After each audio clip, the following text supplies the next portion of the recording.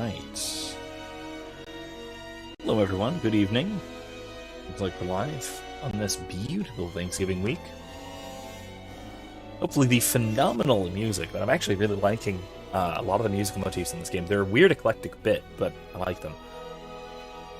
Hopefully it's not overpowering me, as I was alluding to.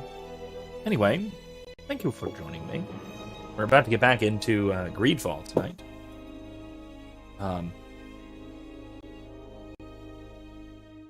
Nice Dark of the Moon pumpkin stout for this evening. Should be wonderful, should be delightful. Just like the rest of our stream. So, it's good. It's good. Very good. Anyway, as I said, thank you for joining me. We are jumping right back into things where we left off. I did a little bit of crafting, modifying, that sort of thing, in between streams the other day. So I won't have to do as much equipment modification on the stream. Thankfully, that gets in the way of things. It takes way too much focus for me to talk over, and it provides basically no new content for you guys to actually watch. So I avoid that when possible. Anyway, so right back into it. I've mentioned, vaguely at least, that I have no plans, obviously, to stream on Thursday, on Thanksgiving. So you will be without me on Thanksgiving. But, hopefully, you will be doing things of your own with you and yours. And that'll be a far, far better thing for you to be doing anyway. So, let's see. Not do that yet. I'll do that eventually, but...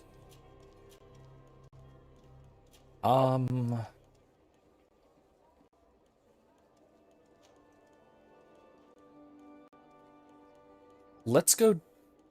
no, wait, no, this is a... Yeah, no, this is the...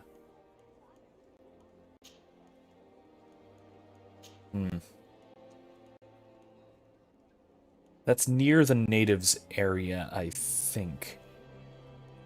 In Vidrad, the Redwoods. We'll do that, and then we'll go and meet the Taleme people. Because I just added a thing, a little armor doodad, that lets me, gives me vitality, or vigor, whatever it is. The thing that lets me do acrobatic stuff, navigate the environment a little better.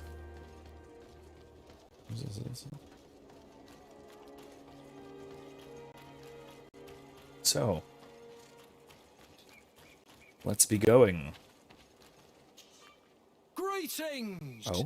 Do you want to travel without tiring yourself out? My caravan goes through all the cities. So, where should I drop you? No, let's Thanks, walk. but I'd rather walk. We're not in a real hurry from a mechanical standpoint. So it's fine.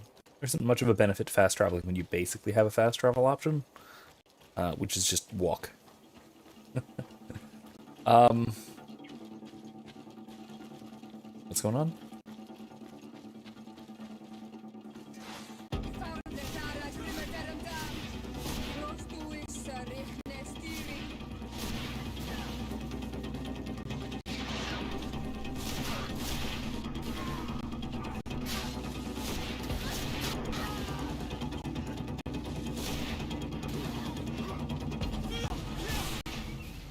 Okay. I would never have known, and they probably would never have attacked me had it not been for the combat music. But oh well. So much the worse for them. Anyway.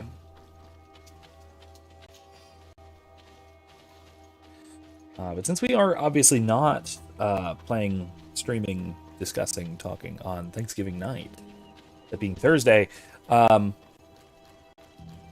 means that we'll be back to Greedfall again for our next stream on Monday. What is this? Taleme Governor. The Drod. I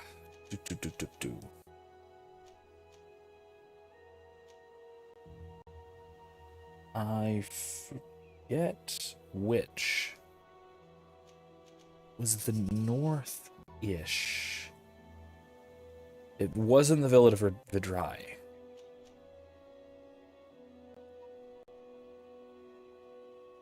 Keaton. Maybe this one. Yeah, that may have been where the battle was, and I know it was decently near there. All right.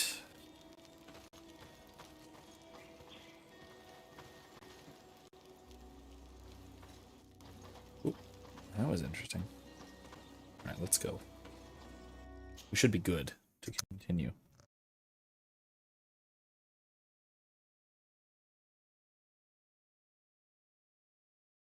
Could have waited for it to load, but it's fine. All right, where are we? Where are we? We need to go all the way up there.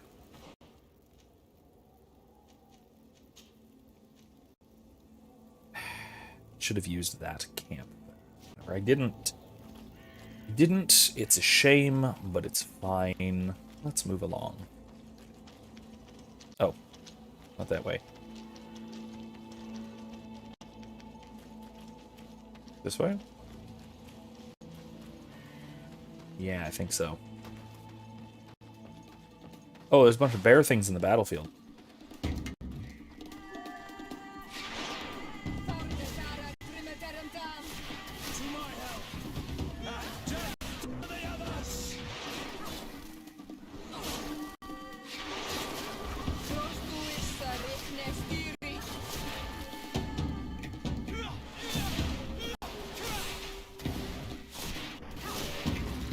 Okay, problem solved.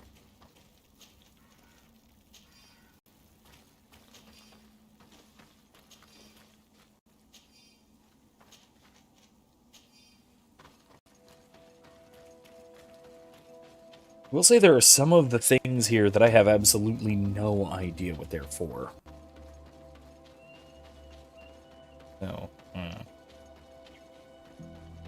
Beast essence, stuff like that. I assume it's for science, for like potion crafting, but that is something I do not do. Let's get rid of these money bags.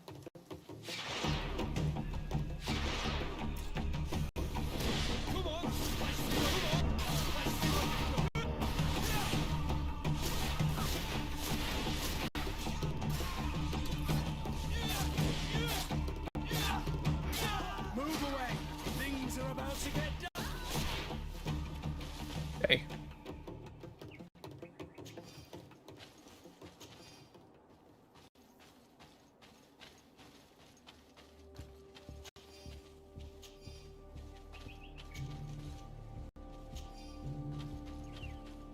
It's a hat I don't need.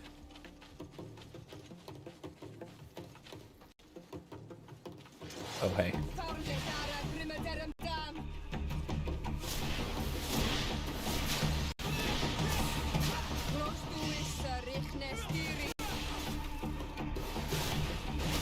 Move away. Things are about to get dicey. Okay.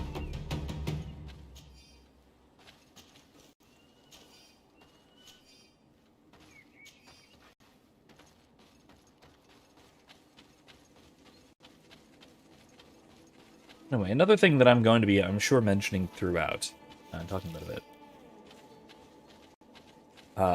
Good question, Erica. I was just mentioning, or just about to mention, that I have a perspective video coming out. I've been working on it. I still have a bit of audio recording and a bit of editing to do, but it should be coming up fairly soon. And it is about sophistry and sophists, which I'm hoping to wait for Kevin to get here to talk about, because he had he actually shared a video today on Facebook that is also closely related to these ideas of sophism, sophistry, the sophists, that sort of thing, especially in the ancient world, but also in its contemporary context. It approaches it in a different way. It's talking about the video he was sharing was talking about epistemology in general, Thomistic epistemology in particular, and how classical and even scholastic epistemology counteracts the various pitfalls of the old and the new sophists. Wait, what level does it? Oh, it takes intuition. What? Yeah. Well, that's... Yeah. Do I have a thing that gives me intuition? I don't, do I? That one gives me vigor. Science. Lockpicking. I don't have anything that gives me vigor. What? Is there a modification that gives me vigor? I gotta look this up. Hold on. I gotta try and figure this out. Let's see.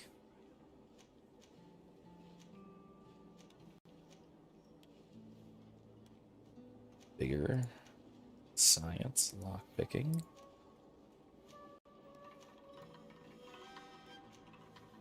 No, there isn't. Darn. Okay, well, fine. It's the old-fashioned way. Anyway, the video I'm doing is looking at a particular dialogue of Plato's, called the Euthydemus. It's one of the lesser-known Platonic dialogues, which is a shame, really, because it's great, I think. I think it's phenomenal. It is brilliantly insightful as well as bitingly funny, as a lot of Plato's dialogues are. Again, assuming that you're willing to buy into it, kind of set yourself within the way of thinking that of Socrates, right? Take the perspective of Socrates in these. Similarly, the Symposium is just absolutely hilarious. Let's sleep until night. There we go. Snoozy time. Anyway, yeah, it's the Euthydemus in particular it's a frame story. This is part of it that I don't really get into in the video, because I can give some background now, and then more so if people wind up wanting to discuss the matter further, I suppose. But generally, it's a frame story, and the frame is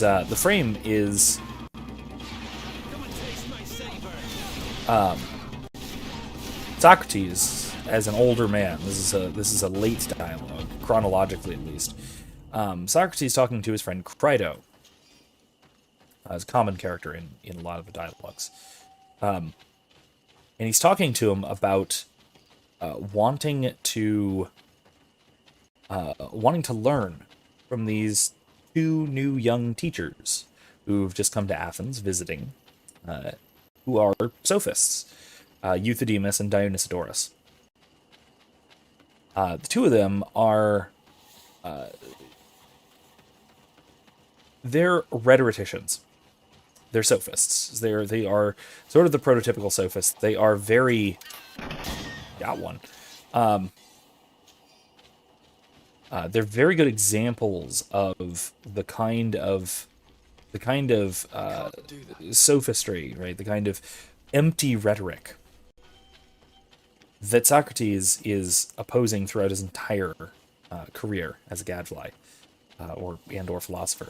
It's basically the single position that Socrates as a mouthpiece for Plato, and then also following through that tradition to Aristotle and any of their students, any followers of any of those traditions. It's the single view that they are all consistently opposed to. It's what they see as opposed to philosophy itself. Now, all that I kind of talked about in the video as well, so there's more detail there, that sort of thing.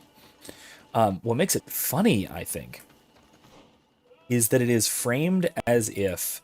Where do we go for this?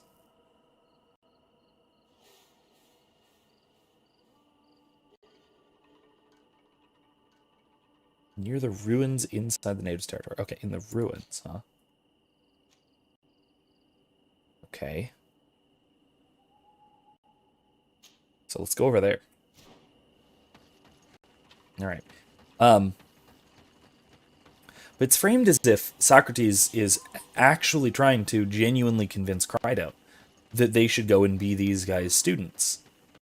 And Crito is very skeptical of this. He's like, are you sure about this? These guys, first of all, we're old, right? Both of them are probably in their 60s at this point, at this dialogue. And they are, it would be strange of them to take up a new subject. They would be, to use modern terms, I guess, non-traditional students, if you will. And it's particularly funny, I think, not just because they're old, but also because Socrates is trying to convince Crito to take lessons from basically his intellectual enemies. From Socrates' intellectual enemies. But he's doing the whole thing as an excuse to make fun of them, basically. To try to show that these two say they know what they're talking about. They have a lot that they're saying, right? They have a great deal of rhetorical strength, even rhetorical flourish, the ability to convince and argue their way into a conclusion. What? What are we fighting? Oh, hi.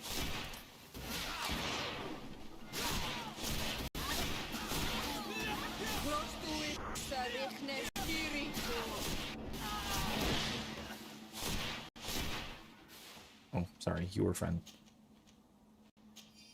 Is this it? Yeah, this looks like it. Yeah. Did we finish? Yeah, we did. Okay, cool. But he's using this to kind of poke fun at them throughout, both in person in the sort of inner story and also in the frame story, where he's talking to Crito about how great these guys are and how incredible their ability is to prove things that are false. And for, in the context of Socratic philosophy, or philosophy as Plato understands it at all, the ability to prove something false is an insult more than a compliment. Although the sophists, these two sophists in particular, would take that as high praise. They would take that as a compliment. So it's one of these wonderful little scenarios, one of these wonderful little situations where they're both saying the same thing, but one side necessarily means it absolutely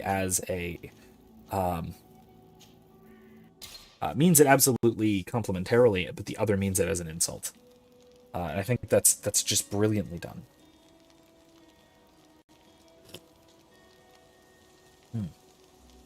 And throughout the dialogue, they are Socrates is the only one who is really able to. Ooh.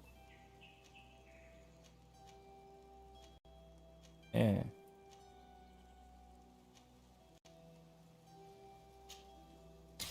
Anyway, Socrates is the only one of the crowd, because they're talking to a big crowd, a big bunch of people.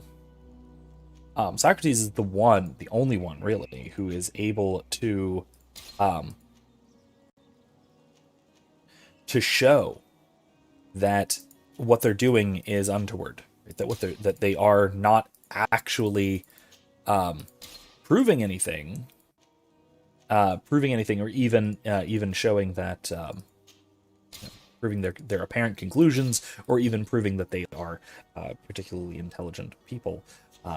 Either way, rather, Socrates is able to sort of expose them for their foolishness, able to get them frustrated, get them to show their hand that what they've been doing is not actually wisdom, but is just cleverness at best.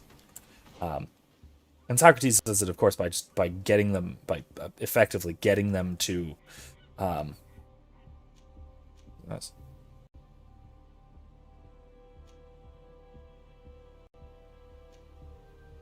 yeah, that's where I need to go. Anyway, getting them to admit that their techniques rely on a very particular kind of answer, and that if you ask for clarification, if you ask for definitions of things, that sort of thing, what do you mean by that, or you qualify your answers, or you say, if you mean this by that, then that, or that sort of thing.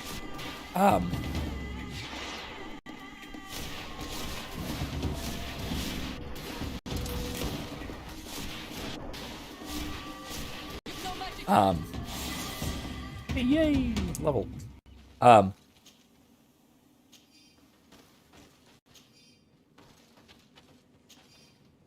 I think it's a great example of first of all, of the kind of empty rhetoric that can appear intelligent, but really is just trying to convince you of something that's obviously foolish. I have 2 points. That means Shield of the Enlightened or healing. Healing.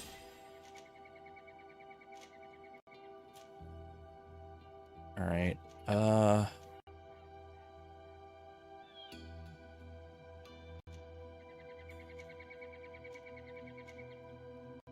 I don't have any points. Okay. I don't have any points there. Okay, we're good. We're good then. Wait, where did it put that?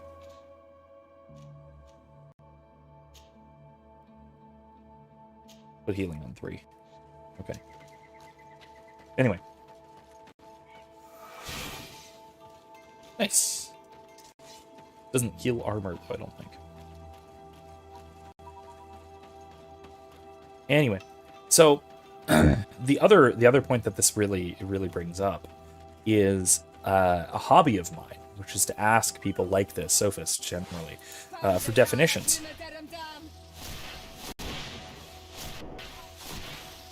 Because if you force someone to define their terms, suddenly it becomes much harder for them to bullshit you, right? For lack of a more precise term, to run you through their own practice, exactly what the method that way they want to go through, make their obviously false argument seem a little bit more meritorious, when it isn't, right? Objectively speaking, and their argument is objectively foolish. By asking for careful definitions of something, you can avoid these tricks. You can avoid the problem of someone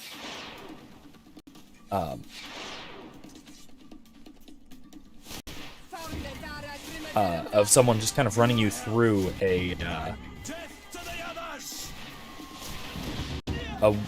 their own sort of methodology that doesn't actually account for reality.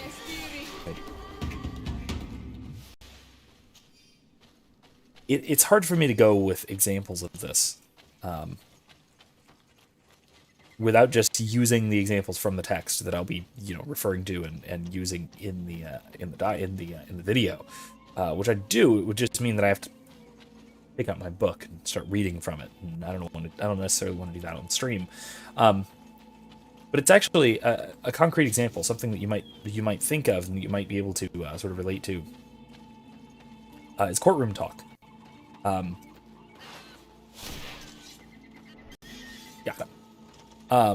So where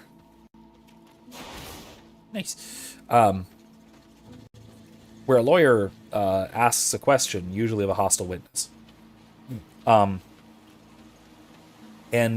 the question is very, very carefully worded to get a very particular answer to make their case look stronger than it really is.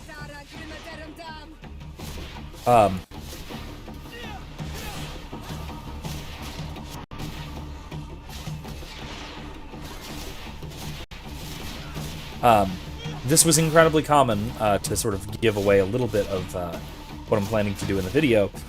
This was incredibly common in the Rittenhouse trial that we hopefully all just watched. Itinerant priest diary page. Heading east towards New Serene, caught some travelers talking about a treasure they had hidden behind a lone tree on the cliff. Huh. Alright then. Let's check that out. Lone tree on a cliff? Neat.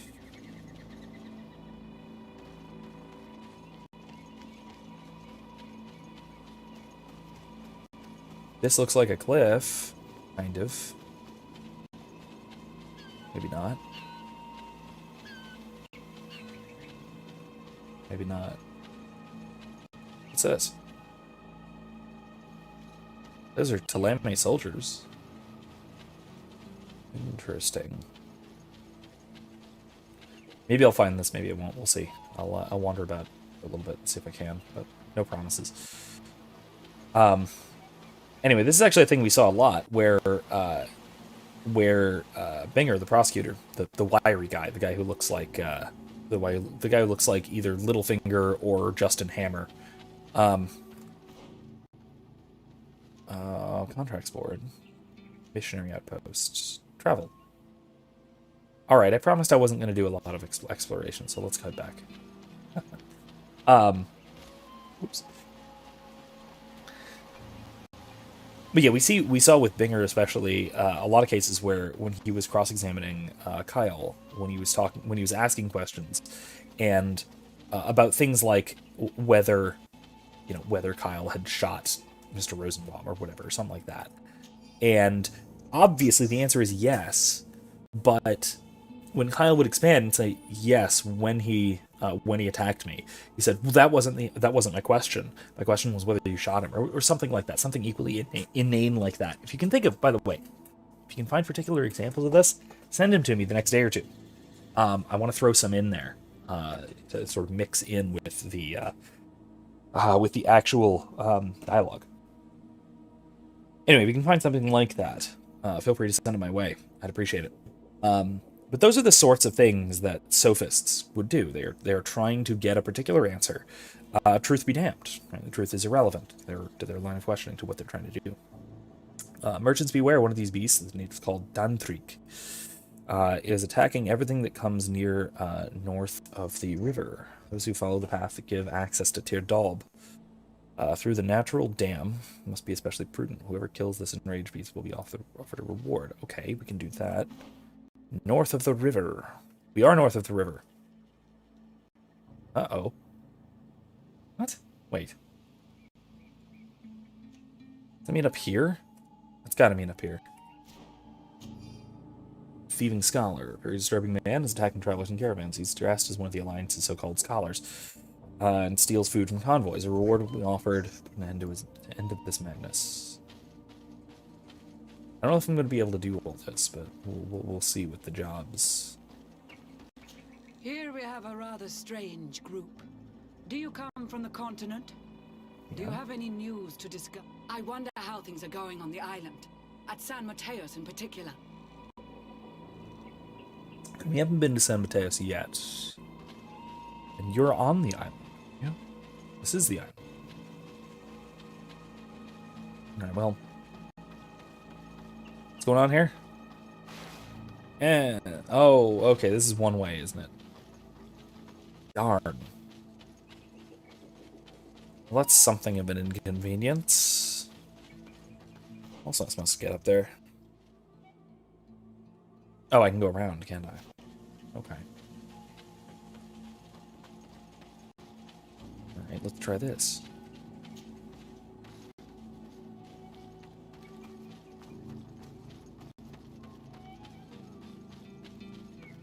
No, never mind. That's also one way. What in the world? Okay, well, I guess I'm just not meant to do that. Alright, fine. Be that way. Maybe up here?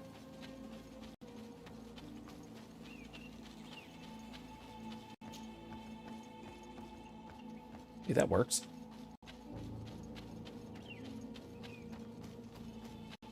Anyway, that was, I'm looking forward to the video. It's got, like I said, it's got a little bit more work to go into it, but I should have it out in the next day or two, hopefully before Thanksgiving.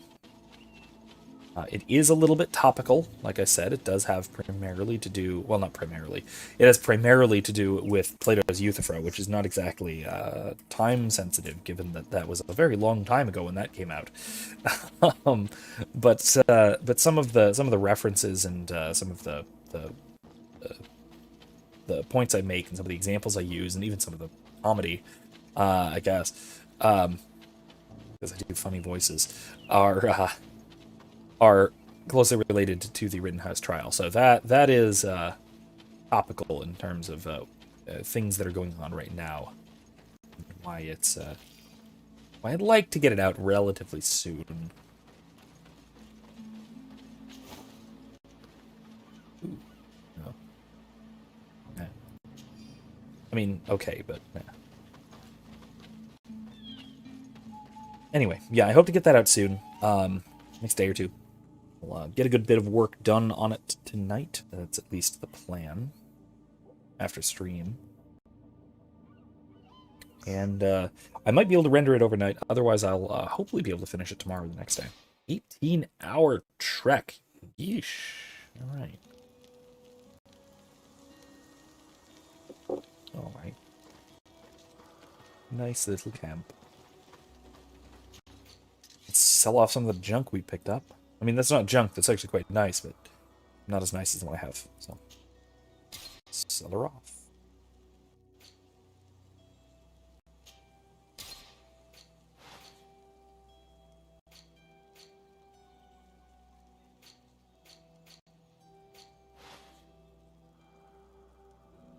Where's the weight? Okay, this all does weigh something. Sort by weight.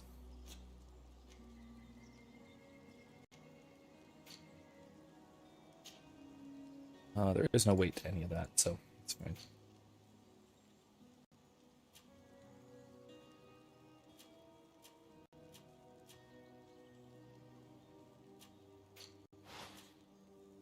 Alright, that'll be fine.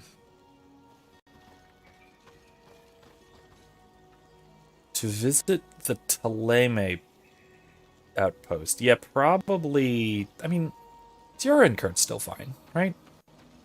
It should be fine.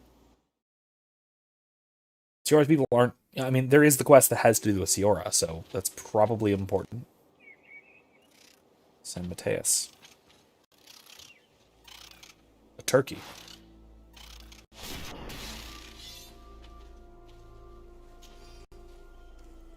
A turkey. Alright, well, onward. Let's go into the city.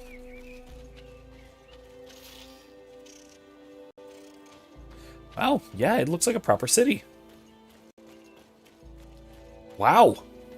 Again, I'm just blown away by the size of these cities on this new island.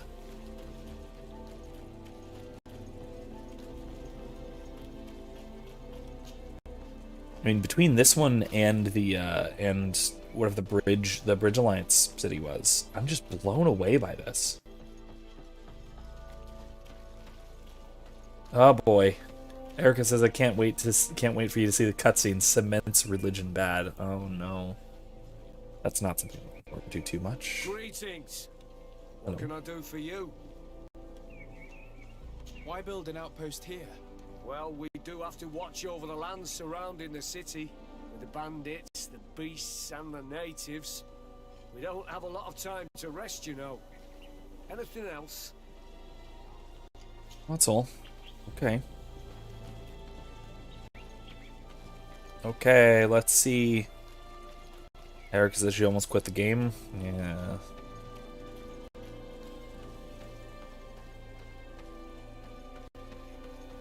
San Mateus.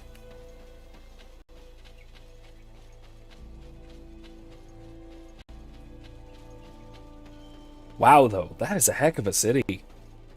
That's what, less than 15 years old? This? Look at this. That's nuts. That is nuts. See, that's actually one of the things about this game that is a little bit, like, almost bothersomely unrealistic, is the timescales. Right? This is supposed to have been, this is supposed to have been, I mean, all quite recent, like very recent, within a couple of decades. Like certainly within all of the main characters' lifetimes. But that it's this built up. I don't know, I would say that this would be somewhat more realistic if they'd been here for 50 or 60 years. a generation or two, perhaps.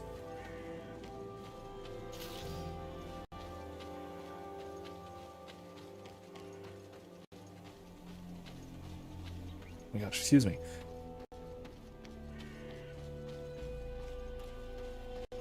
Yeah, Erica says, meanwhile, I have barely any towns in my game in over 50 years. All the towns are small, maybe barely 100 people, except for the city that was built on and using a past abandoned city. On which note, I feel like Orlin will want to start examining that the ancient parts of the city. In the name of the Enlightened One, present yourself. Sir de Sardet, Is this it? emissary of the Congregation of Merchants on Tirfredi. I have come to present my regards to your governor. We have been expecting your visit, Your Excellency. Welcome. May he light your way. Okay, that wasn't so bad so far.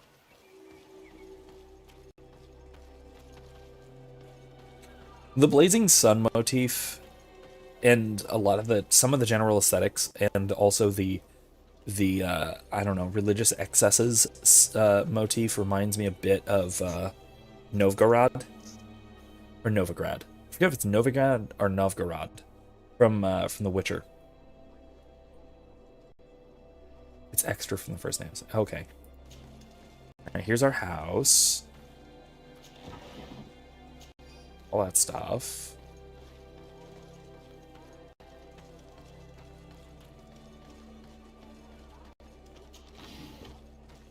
Extra from the first nanosecond, huh? All right. Yeah, it's reminding me a bit of Novigrad. Novigrad or Novgorod. Again, I can't remember. I will say The Witcher 3 might be on the list somewhere down the line of something I might want to stream at some point. There were some interesting things going on in there from a especially from an ethical standpoint in terms of like really interesting and important ethical decisions. I take it that's San Mateus.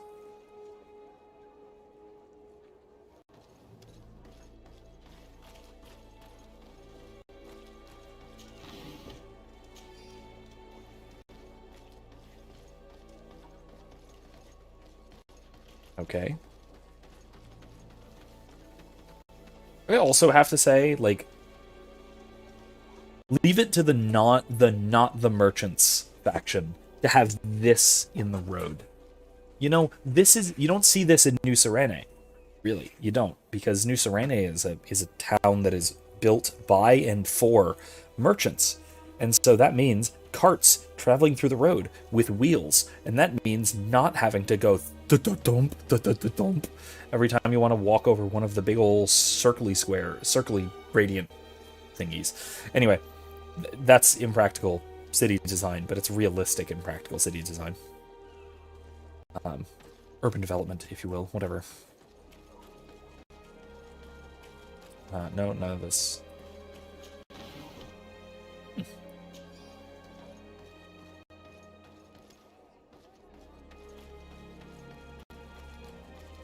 Yeah, that strikes me as oddly realistic in its port design. Oh, I see. Is that one of the beastie things, the Guardians? Yes.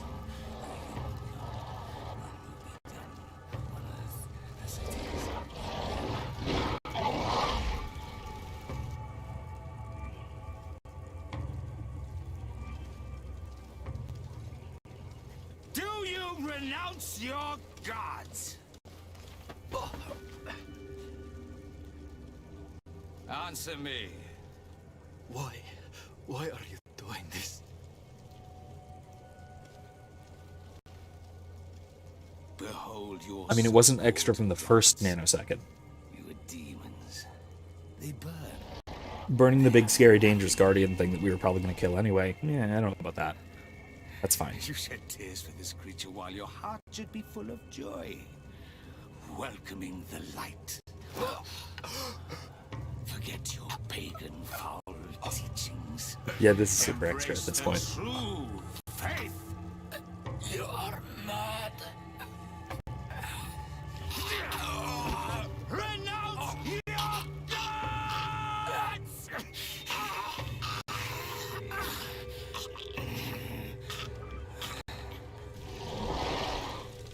And I'm assuming it's gonna break free, and we're gonna have to fight it.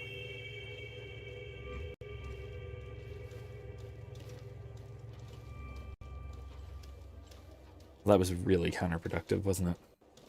Inquisitor.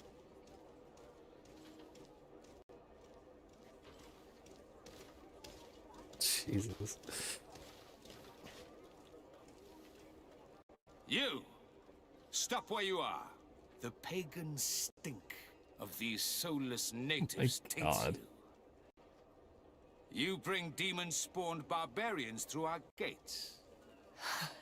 This man just killed some helpless soul in front of our eyes, and he calls us barbarian. Who are you to address with such familiarity? I am the Inquisitor Aloysius, and you will be going nowhere lest your answers give me satisfaction. Do you believe that the God of Light is the one and only God? Don't tell me that you are going to humor this crazed assassin. If I want to complete my mission, I believe I have no other choice.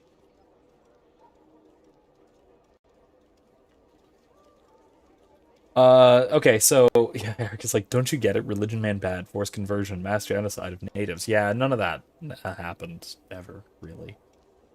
Yeah, no, this is... No. Diplomacy may seem to you of little import, but I doubt that your governor will be of a similar opinion. Aggression towards an emissary of another nation is an error that could lead to war. You cannot hide from the divinity behind politics. But very well. I leave you Yes, I can. in divine But okay. hands this time. I shall allow you to continue along your path. I am certain ours will cross again, and be aware that wheresoever you wander, you shall be weighed, measured, and judged. So I'm even assuming that that Sarday is a man of faith. But that would oppose this lunatic because he's a lunatic, not for religious reason. Oh my gosh. All right. What's that sigil? What is this emblem? Crossed flanged maces. That I don't recognize from anywhere. Huh. Odd. And this is the church, basically, I assume. Healers, yeah. If I take it, that's, again, I assume that's San Mateus over, before the image of the shining sun, or the god of light. Oh, coin guard, thank you. Yep, that's what the logo is. It seems weird that they would have, that it would be maces, not swords, but no, that makes sense. I forgot.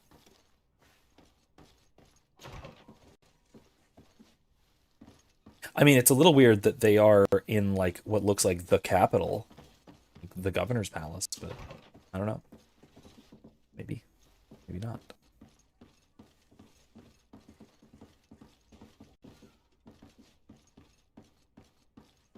There does seem to be a significant degree of religious significance to weighing.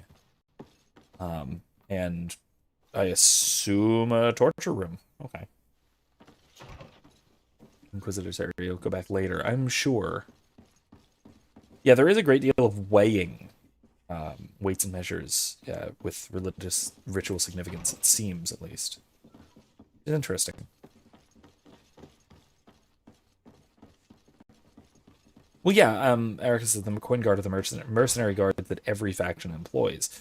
Yeah, that makes sense. But it's odd that they have their like... It's odd that they have their... excuse me. It's odd that they have their banner equal with the faction that they're guarding in this case, and it's before the palace, or what I assume is the palace.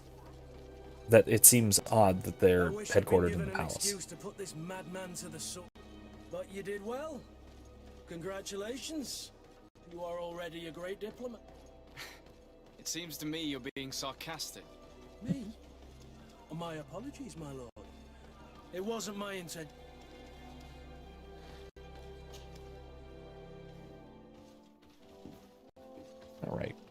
Young man. Pardon me, are you not part of the new governor's entourage? I'm his cousin, and I'm accompanying him on his mission to Tirfredi. What can I do for you, Father? Bishop Petrus.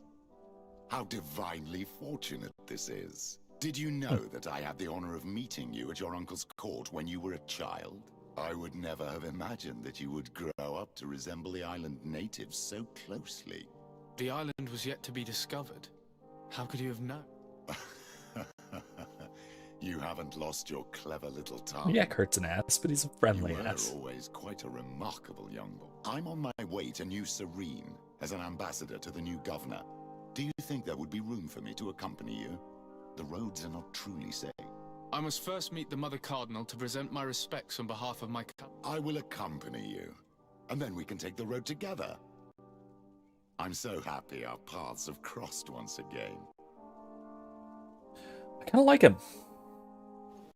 I'm assuming he is a new companion.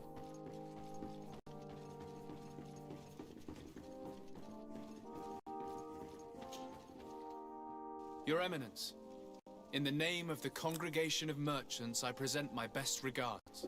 May the light bless you and accompany you on these grounds with inspired guidance. I thank you. We truly wish that this visit will strengthen the ties between our two nations. I learned that you crossed paths with that of Inquisitor Aloysius. He sounds I dismissive of that. beseech you to forgive his zealous nature. His faith is absolute, and I congratulate you to have appeased him. Your faith and your diplomatic skills honor you. Another subject brings me as well. The Malachor, the horrible blood plague decimating our people. A terrible matter that worries us all and reveals our imperfections and sinful nature. For he would never have allowed such an evil to spread without a deeper reason, a fault. Our theologians are certain that the Malachor is the work of a curse, and we have discovered that this island is home to a cult that venerates willfully a horrifying demon. A demon? An evil spirit? It's very strange. Oh, I know no planet worships this sort of troubled spirit. We must unearth this cult and tear it out by its sinister, sinful roots. We started to investigate a village not far from here, where strange happenings have been reported. I have begun investigations, and I confirm that a demon is certainly active in the area.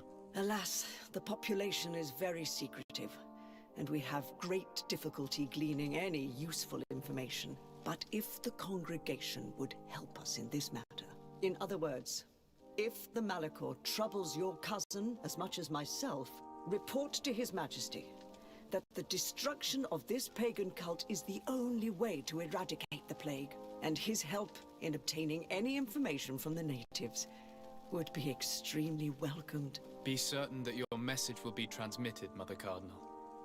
I look forward to our next encounter. I don't know if that's correct or not, but we'll see. He is basically me.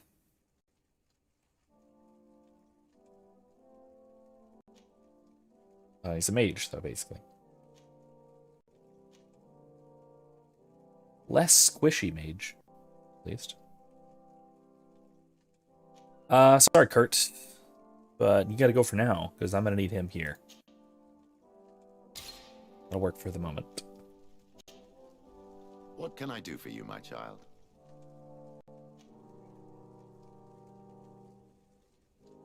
Oh. What was your role at my uncle's court? Were you already an ambassador?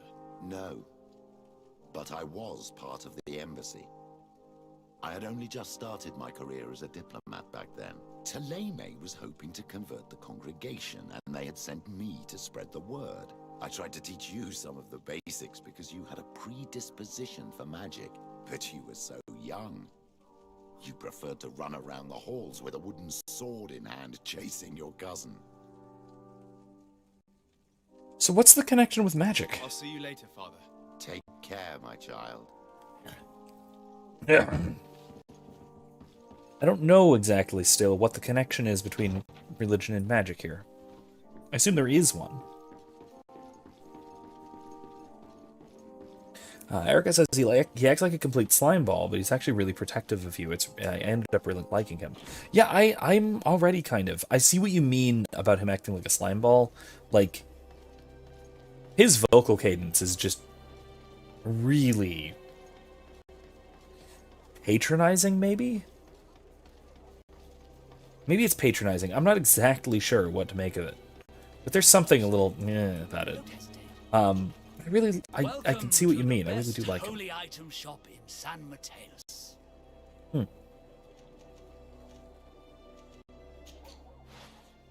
Erica says, I don't know either. I don't really know either. I think people are just gifted it. Yeah, the magic thing. Yeah, I don't know. That's a good point.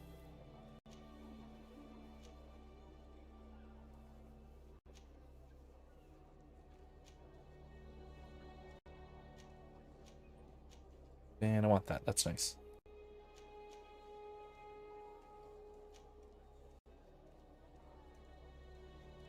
Yeah, the voice actor is great for him. Yeah, absolutely.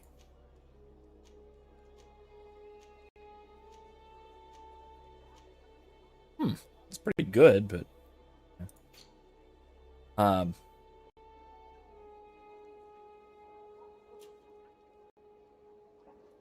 Erica says, and then people with the mark only come from the natives and have done something to bind themselves to the land. I was getting that impression. On Ol Manawi, is it? Something like that. But it's very... It is something like binding to the land, or... I got the impression it was almost like a living sacrifice kind of thing. I do need something that is... Aleme.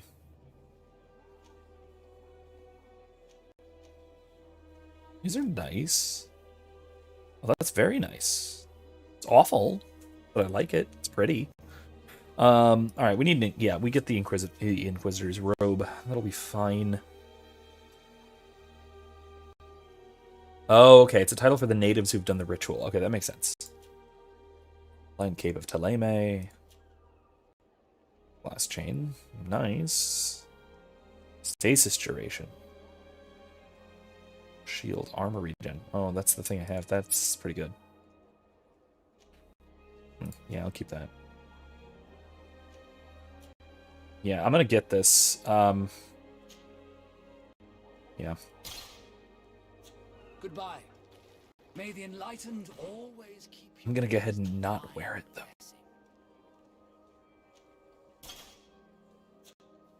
Wear my nice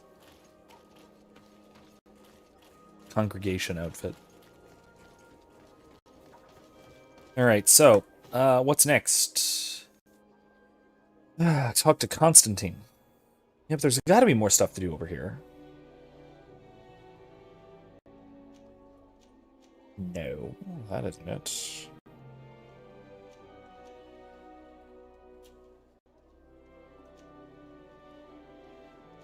No.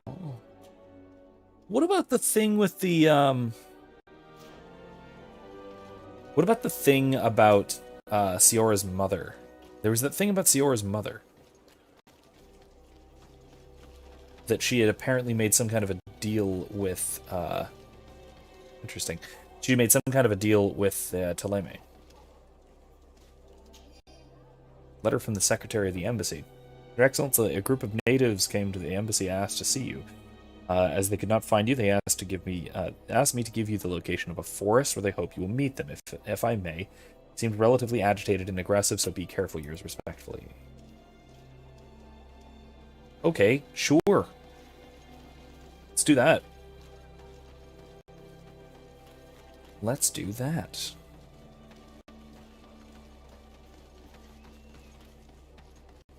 This is a nice city. This is nice and really quite pleasant. Barracks Street. I assume this is where the coin guard hangs out.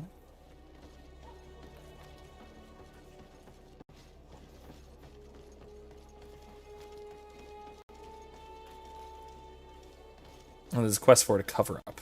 Okay. Interesting. Alright. Yeah, we'll get there eventually, I assume.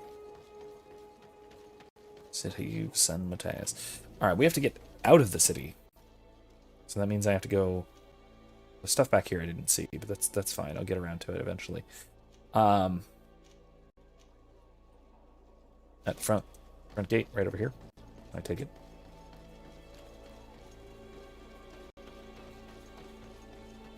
Erica says, I hate the layout of San Mateus, though. Like, honestly, a maze and takes forever to get anywhere. That is true. It's very nice. I really like the architecture. I like the visual, the look of it. It's a little bit gray. It is a little bit gray, but not excessively, and not in a terrible way. So that is something I can criticize, but I like it. I like the look of it. I do get what you mean in terms of its layout being innavigable, but at the same time, like I said, I like the look. It's nice to wander around.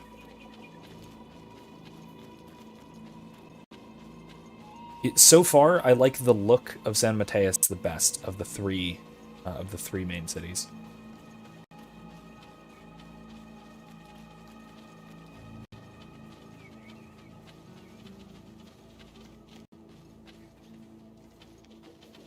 All right.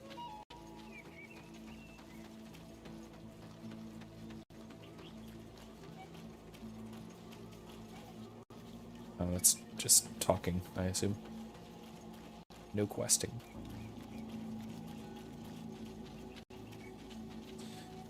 Yeah, like I said, I mean, it's Thanksgiving week, so it's really the time, I suppose, to talk about issues of colonialism and yada yada yada, all that stuff. Wow, I missed it completely. Okay, whoops. But the representation here of the forced conversions and all that stuff is a wild misrepresentation of any relationship between Europeans and Native Americans, of really any creed, group, or faction, really. This sort of thing just didn't really happen. And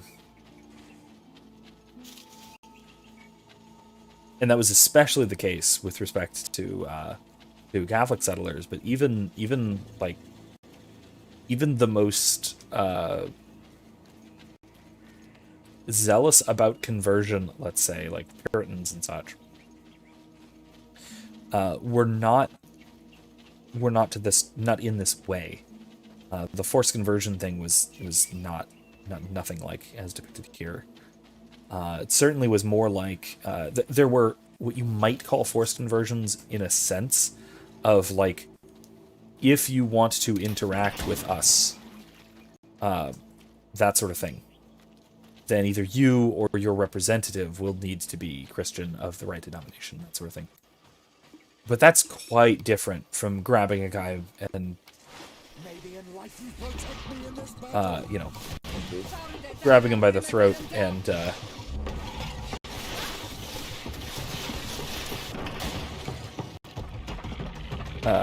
strangling him until he either, has no chance to convert or dies. Which, again, incredibly counterproductive that process was. And I was, God, I have to say, I was just last week giving NPCs and such credit, giving NPCs and factions in this game credit for being practical and reasonable and all that. And, like, actually acting like real human beings. And then this comes up. It's like, oh, well, maybe not. Oh, excuse me. And then this comes up. And then, that kind of goes out the window. Yeah, but, like, there were a lot of circumstances last week that I would have expected in any other RPG would have just evolved into, oh, no, you're not going to... I don't have the key. Whatever. Like, literally whatever it might be. You're not going to do this perfectly reasonable thing. We're not going to take your perfectly reasonable offer and deal. We're going to fight, and you're going to kill us all. But that's what I would expect in most RPGs. The fact that a lot of the NPCs here and the factions here are, at least appear to be fairly reasonable, is pleasantly surprising. And then you get Inquisitor Aloysius. And then that's not the case for him at all. Eric says, just wait till Leme gets worse for Petrus's loyalty quest. Oh, jeez. Really? That's disappointing. Because like I said, I kind of like Leme so far. It really just seems like Inquisitor Aloysius is a crazy person. Please, I come because of a message that was sent. Wait. This is the Onol Menawi of the Lugay the Blah, the one we wanted to talk to. Okay. There's a dead guy here. That's troubling. Erica says, which is basically clergy is corrupt. All your money that they spent on themselves. Well, I mean, that is at least a real historical problem that happens, right? That is a thing that does happen in terms of, you know, corruption in church hierarchies and stuff. Yeah, the other point of church hierarchy is completely political maneuvering and blackmail. Yeah, again, that's at least something that, especially in the Renaissance, right? During the Renaissance, when Christendom was starting to really splinter, you did actually see that sort of thing. There were corrupt clerics high up in the hierarchy, so at least it's a commentary on something that existed, even if it's, you know, wildly exaggerated. Howdy, Kevin. Yes, welcome to talking about clerical corruption and the cringy anti-religion of this. There was a really, Erica was right, there was a really cringe religion bad cutscene earlier, but you missed it. Maybe thankfully. I'm gonna have a bite of bacon when we have this conversation, because I made bacon jerky. Look at this body. These people have killed an Inquisitor. And they probably made us come here so that we too meet the same fate. I doubt it. They would have attacked us immediately. Let's see what they have to say to us. I came following the instructions you had left the secretary of our embassy, but I wasn't expecting to find you near the corpse of a member of the Ordo Luminis. And we didn't think that the Onol Menawi we were told about would come with another son. Stop. This one is different. And we need their help. We were told that there was a man different from the other Renaigse amongst the Lugay and Blau. Someone who Lugay and Blau is merchants, right? I think. People. This is why we talked to the man in the large house. But we don't really know who you are. My name is de Sardet. I'm the legate of the congregation. It means that I am in charge of the diplomacy with the other nations. And yes, I have helped your people a few times. A diplomat is someone who talks, right? Not someone who fights. I know how to fend for myself, if that's your question. But will you tell me why you made me come here? 2 nights ago, we attacked a group of Red Suns who were taking away some of our people. Many of them fled. But we captured this man, and we made him talk. We wanted to know where they took our brothers. And he talked about a secret camp. Why would the Inquisition take natives to a secret camp? To confuse their minds. They torture them until they renounce the truth and praise the sun. This Red Sun was mocking us. He said they would burn us. We doing praise the sun hours? Is that what's doing here? Brothers, so I killed him. I don't have a lot of affection for the Ordo Luminis. But I doubt this man deserved such a fate. And did our people deserve to be burned? No, of course not. That's not what I meant. If what you say is true, then indeed, we cannot let the Inquisitors continue. But because you killed him, we can only take your word for it. Maybe not. The Red Sun had a key on him. And also some words sealed in bark. We do not know how to set them free. But the Renaigse do, don't they? The letter ordered this man to join the escort party of a group of natives. This partly confirms what you told me. Do the words say where the camp is located? No, but the address of the Inquisitor is written. What is an address? Really? This is how we refer to the place we live in. I suppose suppose the key you found is the key to his door. So you can go to his house and look for more words. I suppose so. You must do it, or the suns will keep burning our people.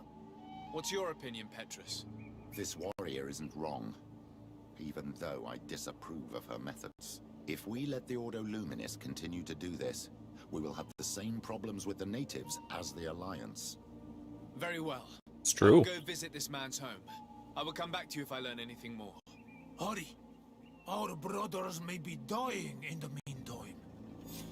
It's almost like it's very, very obvious that that forced conversion is ineffective and counterproductive, and that anyone with half a brain can notice that.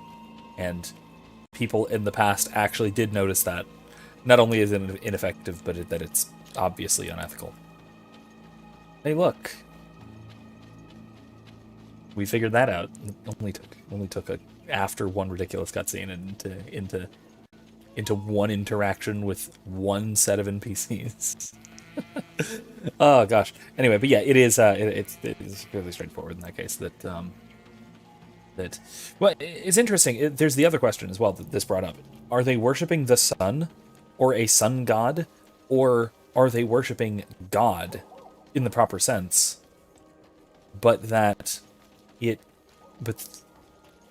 that the sun giving light to the world is a symbol of that, because that's a very Platonic symbol, by the way. Right? Neoplatonists used the symbol of the sun to indicate God, or before that to indicate the form of the good, because like the good, the sun provides light. It illuminates, just as the Logos, in Christian terms, illuminates that which is intelligible. And then again, similarly, the sun not only illuminates, but it also gives life. And that's actually a hell of a thing to notice. Right? That it is what allows us to see things and to perceive things. But it's also that which allows things to be and to grow and to live and to exist and all of that. And so it makes a fantastic religious or theological symbol. To the point where we see this in the allegory of the sun, right? Which is adjacent to Plato's allegory of the cave. It's part of really the same discussion, where the sun is analogized to the form of the good, insofar as it allows things to exist, it gives things their form, but then it also is what allows us to understand and to... Oh. What faction? What faction? Is it Nauts? Is it Nauts or Teleme? I can't tell if it's Nauts or Teleme. Either way, for now I'm not going to screw with it. I'm assuming it's Nauts because we're on the docks, but I could be wrong about that.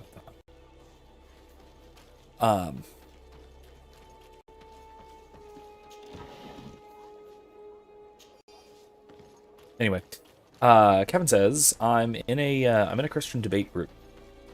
I've been tangoing with the prots on prayer and the saints, or prayer to the saints. They of course demand explicit scriptures on it.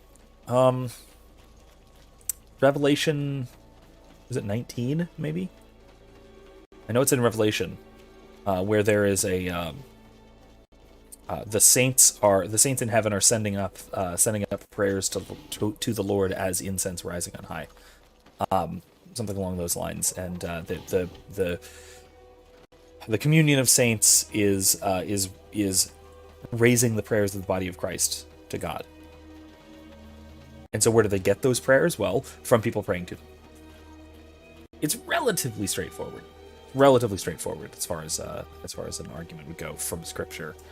Now, of course, I deny the sola scriptura premise that all of this has to be explicitly in Scripture. Of course, that's wrong, but whatever, does the job. If you can argue that way, you might as well argue that way, because they'll listen, and I think that's beneficial. I have no qualms rummaging through the secrets of the living, but the dead, on the other hand, I feel like I'm desecrating a tomb. You're okay with stealing, but I draw the line at grave robbing. Oh, jeez. Claudius. I wanted to congratulate you for your work and your unwavering commitment to our conversion camp project. Thanks to you and your devotion. Oh, gosh. Excuse me. We were able to bring many savages towards the light. You will find some new elements and orders regarding the continuation of our operations in your chest at our headquarters. May the Enlightened protect you, Inquisitor Honorius. This letter mentions a secret camp. Apparently our man was involved in its creation. It also talks about a chest he would have had in the quarters of the Order, here in San Mateus. We may find clues there that will allow us to discover the location of the camp. If this chest exists, there must be a key. It has to be here. Let's continue searching. It's right here. Just guessing. It's a key. Uh-huh. Most likely the key to a chest, with the emblem of the Ordo Luminous. Yeah. I don't think we'll find anything else here. Let's leave and see what this chest contains. Oh, hi. What are you guys doing here? What are you guys doing here? Hi there. Hey, you. Who are you? And what are you doing in Father Claudius's home? Desarde. I'm the legate of the congregation. Not a great way of My introducing. colleague has been away for the last few days. May I know exactly what it is about your status as a diplomat that gives you the right to enter his home in his absence? To be truthful, my friend is only accompanying me. I am the one who was visiting this home, precisely because I was hoping to find out where Father Claudius might be. I was sent by the Cardinal Mother, of course. Really? Well, I find that very strange. Why would the Mother Cardinal Dude, ask absolute that bro. some strangers who do not belong to our order try to find him? How would we know? Perhaps you want us to go find her together. I'm sure she'll be delighted to see how you've been treating the representative of one of her allies. That won't be necessary, but know that I am keeping an eye on you. As you wish. I hope I don't see you again, Father. This snake gave up too quickly. I suspect that we'll soon meet our new friend again. We should make use of this moment of respite to go visit the quarters of the Order and find the chest. Let's hope they aren't infested with members of the Inquisition. Probably, yes. I'm assuming that was where we were. Yep, it was. Would you look at that? Who would have thought? Yeah, Erica says Petrus is absolutely hilarious. Yeah, I like him. I like him already. He is just the right kind and amount of scruples. Come closer. Eh? Being weird. All of our products are a blessing. Stop being weird. Anyway. Alright.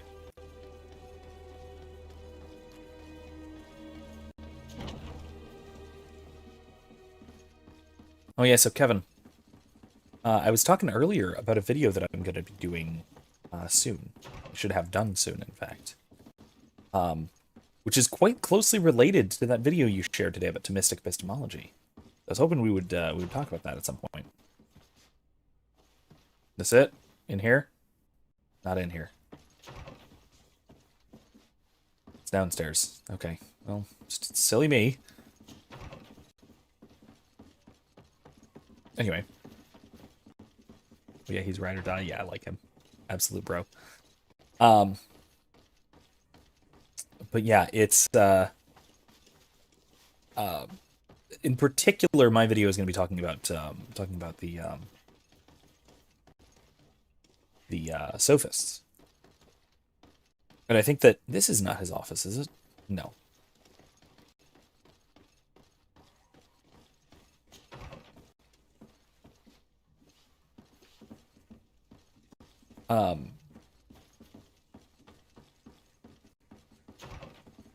There's one on the direct... Yeah, oh, this door? Okay. Yeah, I found it. There it is. Thank you. Here's the key. A letter. Claudius, we hope that you can count. We can count on you to accept a new delivery of native heretics in your camp. We would also like to be you to be in charge of the conversions of the most refractory native subjects. I recommend you follow the most discreet path in order to meet us. Path that goes between the rocks to the east of the city and leads to the secluded glade where we built the camp, as it is imperative that our operations remain secret for now. May the Enlightened protect you, Order Luminous. Wait, look, something to go. Thanks to these documents, we'll be able to show the natives where the conversion camp is, and the times when new prisoner convoys will get there too. I hope the warriors will find a discreet way to set their comrades free. They won't. Attacking a camp of the Order could quickly turn into a slaughter for both sides. It will. I'm just guessing. Yeah, Kevin says, I'd like to hear more about it from you. No expert, I just listen, can understand, and consider things well enough. Yeah, on the note of the mystic epistemology in particular, it's not my expertise. So, I am not overly familiar with Thomistic epistemology directly. It's probably the school of epistemology that I'm least familiar with, at least of the things that I know a lot about. So I actually did gain a lot from that video, more so than I would have thought, more so than you might think. Maybe I should say. But I am quite familiar with other strains of sort of classical Christian epistemology. Where are the baddies? I hear bad guy music. Oh, over here? What's going on with this? Hi.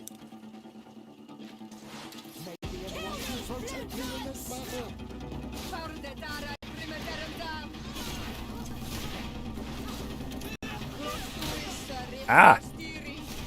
I should have blocked that bullet.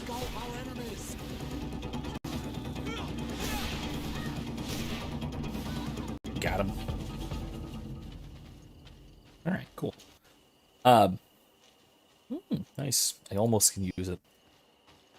I almost want to get one agility so I can use slightly better one-handed weapons, but I won't, because I need my points in my magics. But anyway, I'm a little more familiar with the epistemology. I guess you could call it epistemology of. Oh hey. Of folks like Augustine and Anselm, for that matter. I was actually just discussing Anselm's philosophical dialogues that are very, very relevant to this in class. Particularly on truth, his first of his three philosophical dialogues, I think, is very, very relevant to epistemology, and it does relate very closely to what I was hearing about the Thomistic version. And it was like I was saying about the sun, right? That the sun, being the good or the truth itself, illuminates that which is intelligible. And so intelligibility is a matter of the form of the good or the truth in being itself, God, being reflected in particular things. Did I go the wrong way again? Darn it, I did. Jesus. I'm doing this. Gotta turn left at the deer carcass. Yeah, it's so the truth in this case, and our method of epistemology, is to know the truth by means of comprehending the reflection of the divine in particular things, through the Imago Dei that we bear. This Christ the inner teacher, as Augustine puts it, which is a fantastic dialogue by Augustine, by the way. I'll see if I can find it and throw it in the description. Few things like this. I'll throw the video that we were just talking about that Kevin shared as well. On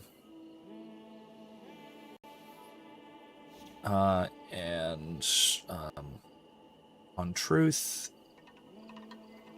on the teacher, or on Christ the inner teacher, or De Magistro, or Magistro,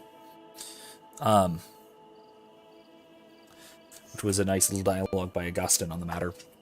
But like I said, epistemology is not my area. It's actually the area of philosophy that I know the least about.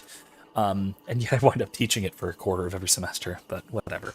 It's fine. I know enough about the subject to convey some good information, but it's not where my research lies. Let's say. Of the Transcendentals, truth is the one that interests me the least, which is weird as a philosopher, but I'm more concerned about being and goodness. And maybe beauty is down there as well. But Aquinas didn't even think beauty is transcendental, so yeah, I don't know. Down there, not in terms of appreciation, but in terms of my own academic interest, my own research interest. Kevin says, I thought the video was helpful to point out the contrast between my own view of truth and that of most of my friends and acquaintances. Oh, for sure. That's definitely the case. Most people have begun to take the sophist bait. Absolutely. Excuse me. Just to use the example, the video I'm working on is on Plato's Euthydemus. I was talking about this earlier. It's one of the lesser known dialogues from Plato, but it's one of the best, really. It's certainly the best of his encounters with the sophists, because he makes fun of them, like, throughout. He really just takes them to town, in a really, really genuinely funny sort of way.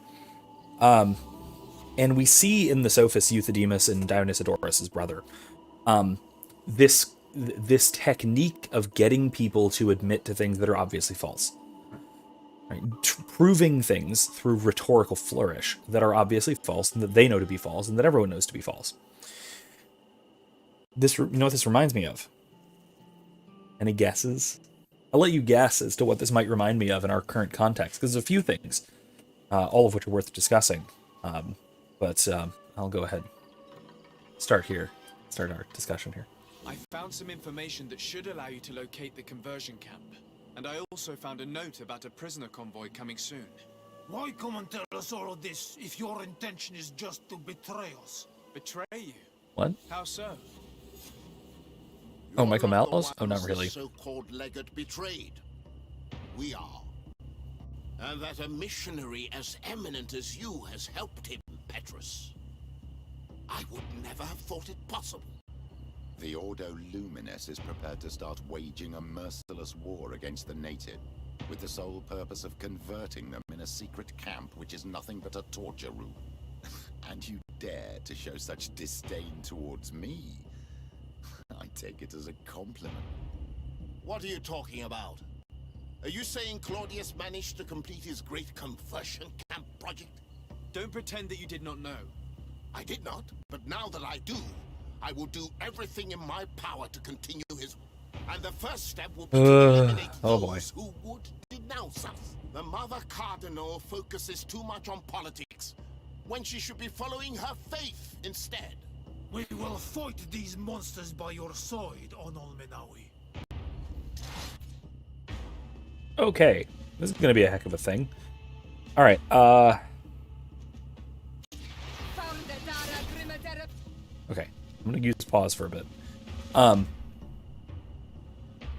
Michael Malice a little bit. So, I had mentioned, right, that in my Socrates was a troll video that the striking resemblance that Socrates and his techniques bear to Malice's trolling, but I think there's a little more to it than that. A little more to the others, to theirs. These men were our enemy. The monsters torturing my people. It would be best if nobody in Teleme caught wind of our involvement in this matter. Even though the actions of the Order are very questionable, we might be held responsible for these men's deaths. You're right, Father. It would be regrettable if this matter were to put our alliance in jeopardy. Do not worry about it. We won't tell them. And when these bodies disappear, nobody will ever know what won't tell happened. them. Except for our Mal, of course. Queen Deirdre will be grateful to you for helping us. I hope this will help our relations in the future. In any case, do not worry about this camp. She will not let our people be imprisoned. She may even ask for your help in destroying it. Perhaps. In the meantime, please give her my regards. Bartir Tumad on all Menawi. And thanks again. Okay then, that was it. We're done.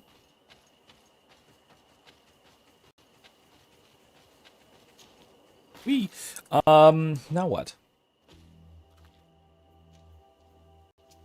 There's something here. Oh, there's a camp we can make here. Let's go do that. Let's go do that. I didn't realize that you had to actually place camps and that there was a thing for doing that, but I'll go do it. Yeah, so funny, and Erica, we'll get back to your point there too, because that's actually a great one that is so closely related. But I want to address what Kevin said there too first. It says, I thought you were hinting at the use of trolling as a means of pointing out falsehoods. Yes, it is, and that is, I mean, realistically, that is kind of that's basically Socrates' point and his methodology here. Even in this dialogue in the Euthydemus. What?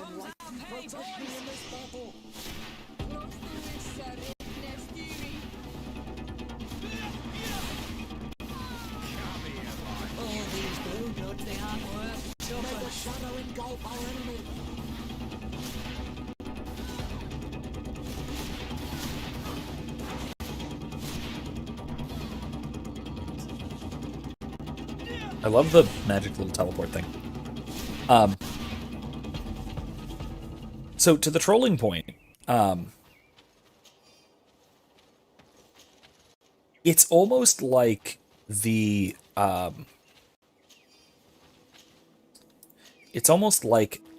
sophists, as represented by Euthydemus and Dionysiorus, are trying to troll. They're trying to do the thing that Socrates does, but doing so unsuccessfully because, again, they're focused on the rhetoric. They're solely focused on rhetoric, not on the pursuit of truth as such.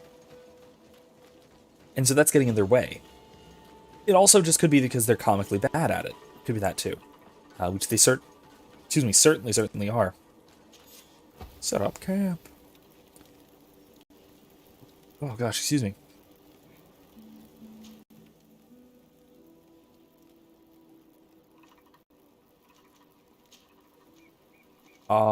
Let's go on back, right?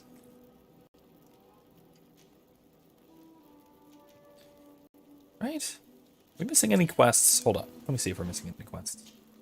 Any side quests in particular. Caravans. Yeah, we could do that, but...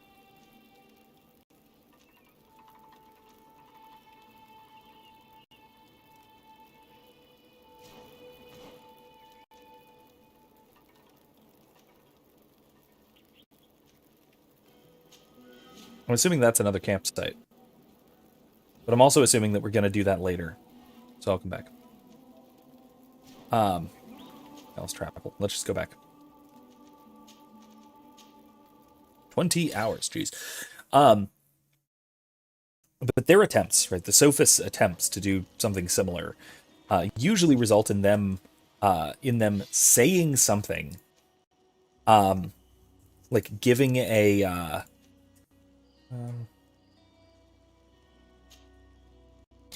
giving questions to be answered, and in similar to the Socratic method, really asking a question that's sort of a leading question, right?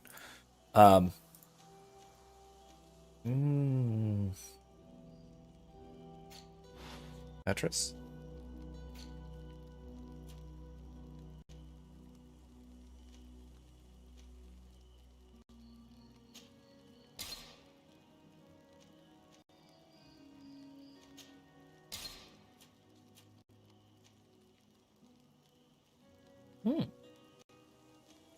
That might actually be better.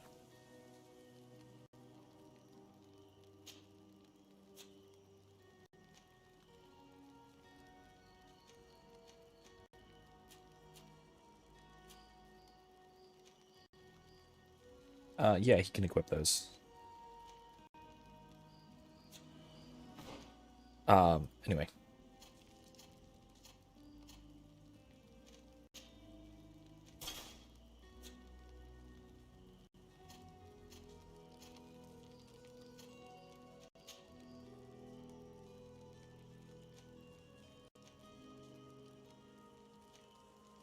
God, I can't believe his Rusted Zweihander is still better than this Nicked Claymore.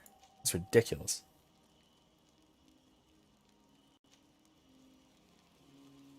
Alright, whatever. Now let's sell off some of the crap. As for the rest of that. Like that. That we might go to, what's his face? Vasco. Suggest doing side quests first? Okay, well, wish I'd known that. Do you mean side quests or missions? Those are different, apparently.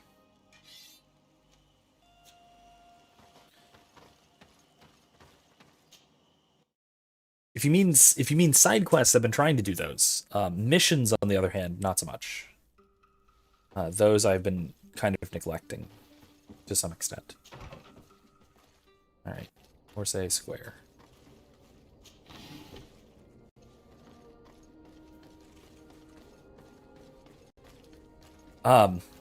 So this will come off when the kind of thing I'm talking about really happens when you have the sophists that are asking a question of an interlocutor, a series of questions, leading questions, very Socratic style of questions, but they expect a very specific answer, and if you elaborate on that answer, if you give, or if you ask clarifying questions, or if you demand definitions, or anything like that, then they immediately fold, and you'll know that they know that something has gone terribly wrong, because they're no longer able to rely on things like ambiguity and equivocation and clever turns of phrase and anything like that that they ordinarily would rely upon in order to make their points, in order to make their arguments supporting false conclusions. So a couple of things that this reminded me of. One is, of course, well, talking about current events and talking about some of the points that I'm going to be making and some of the things that I'm going to be sort of making fun of in my video. It reminds me of certain prosecutors, let's say, or lawyers in general. I mean, missions that you get off quest boards. I literally never did them. Oh, well, okay, that makes sense. Yeah, that's reasonable. Yeah, that's what I was talking about.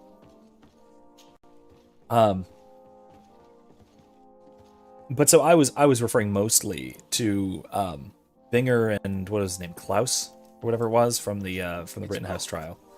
Oh, okay, fine. From the Rittenhouse trial, where both of them did this repeatedly. Mostly Binger more so, and especially in his cross-examination of Kyle himself, where he would ask a very directed question and expect a very specific response. And then, of course, when Kyle gave a clarified response with a little bit more context that he provided, he would snap immediately and say, "Well, that's not what I questioned. That's not what I asked, or I didn't ask you whether he was attacking you or not. I just asked if you shot him or whatever." And of course, it's patently ridiculous, and it's obvious to anybody who's paying very close attention.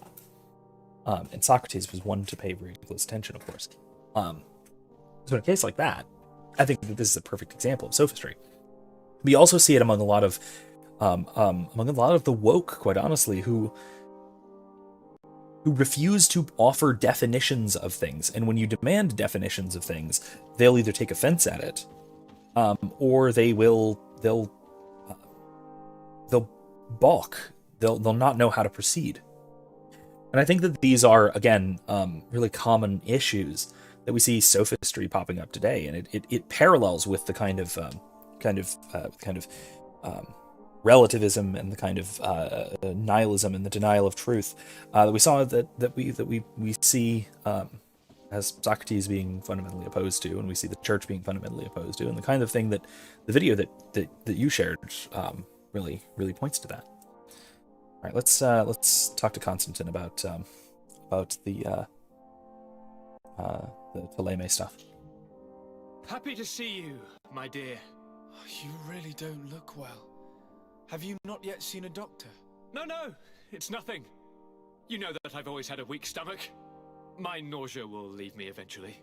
You wanted to tell me something? I would like, if you would allow Doesn't me have the Malachor, honor, does he? to introduce Bishop Petrus, emissary of Ptolemy. Your Highness, may the light warm you in its holy embrace. Enchanted to meet you, my father. I've come here to present respects from Ptolemy and best wishes from the Mother Cardinal. She has my most Constantine, my poor baby. sincere thanks. But Aw. before speaking further, I would like to He does discuss not look matters with good. my cousin, if you would be so kind.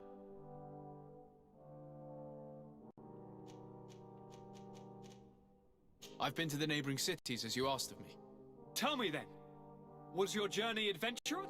Well, I was able to gain audience with the governors, give them your regards, and glean some information. The Bridge Alliance believes that a remedy could possibly be found by studying the local flora. They are quite motivated, but their research expedition has gone missing and there is no sign of life.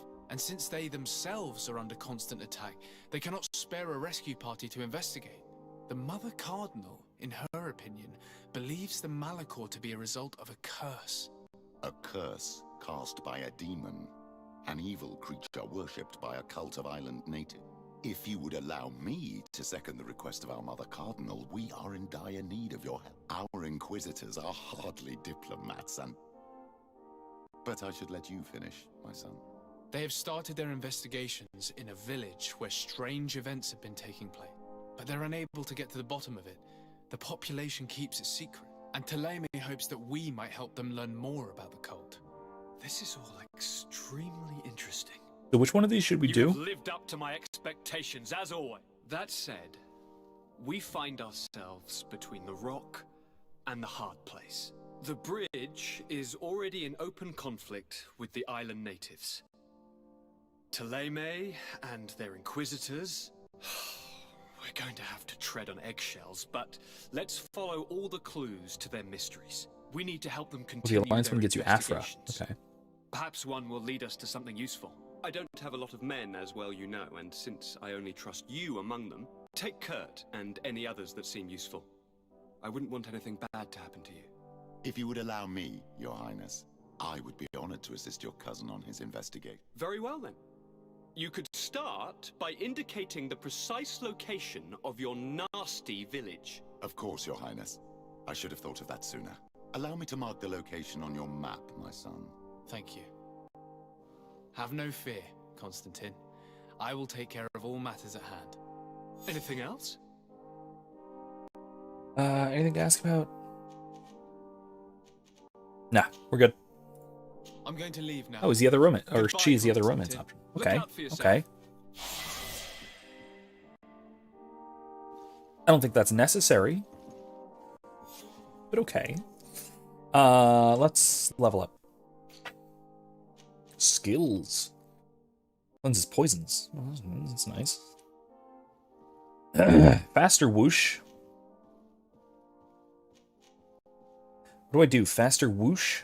Or do I do healing?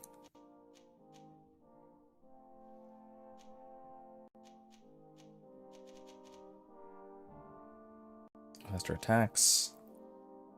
Shadow impact. Costs less magic energy. Hit enemies from a greater distance. Whirlwind of shadows. I kind of want to save for this storm. That looks nice. Kurtz is available again. Okay, I'll do that. I did not get to your question yet, Erica. That is a good point. I will get to that, because it also relates very closely to what Kevin asked too. I'll wait, because I might want to do this.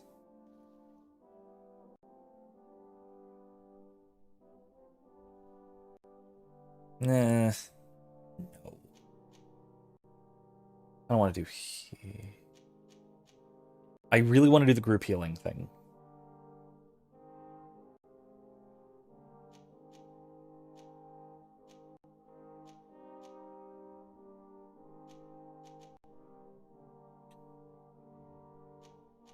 Yeah. I'm gonna go up that healer thing. Kurt's entire questline is so good, it's what I wanted the Thieves Guild to be. You mean the Guild of Thieves. TM. Sorry. But yes. I will do that, I suppose, next, yeah? So back to to Eric's question, then I will get to Kevin's, because I think they're related. Hold on a second. Let me scroll up here to it. So Erica said, you'd see the post in one of our groups where the guy thinks that Catholic beliefs that God can be knowable in any rational sense is heretical. So let me ask a clarifying question, because I don't think I saw this particular. I think I know what post you're talking about, but I didn't see this particular question or this particular view. is he claiming that Catholics hold that God is unknowable, and that to claim that God is knowable is heretical, or that the Catholic belief that you can know God is heretical? Like, which is it? Because that was very different things. Oh, he said he's a fideist. Ugh. Fideism is cringe, bro. Also wrong and heretical.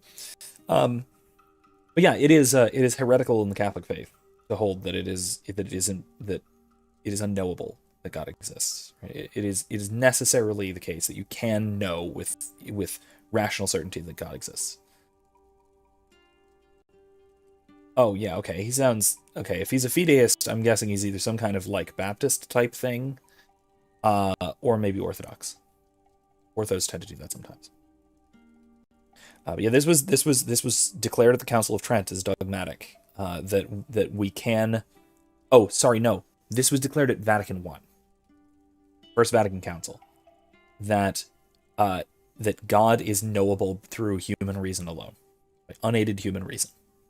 That it is demonstrable that God exists. It's my favorite. It's one of my favorite little dogmatic pronouncements. That and the possibility of aliens from 1277. That's another great one. Oh no, he's Catholic but started reading Orthodox literature. Well, there's your mistake. Kidding. If you're reading Orthodox literature, you just have to be a little careful about that, not falling into those sorts of things. That's all. So Kevin asked, do you think Pontius Pilate's question to the Lord, what is truth, was part of the influence of lingering sophistry? Was he trying to speak to Christ in that way? Was Christ remaining silent because he was indicating that he didn't take it seriously? The former, almost certainly. I think that it was almost certainly that was a kind of a kind of sophistic take, if you will. Oh, it's so nice. I'm giving that to Kurt, or to Vasco. He doesn't have the agility for it? What? You gotta be kidding me. No. To Siora? No. This is ridiculous. No. Okay, fine. Oh, Vasco. Man. That's disappointing. You guys don't have high enough level. That makes sense. Yeah. No, it was already in storage. Let's see if there's anything else I can throw in here. Inventory. That I can actually give to... Ooh, it has a cutout. It's fancy. That I might actually give to Vasco.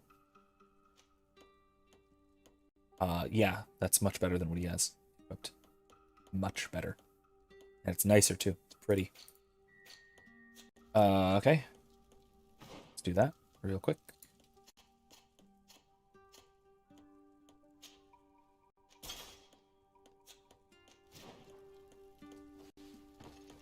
All right.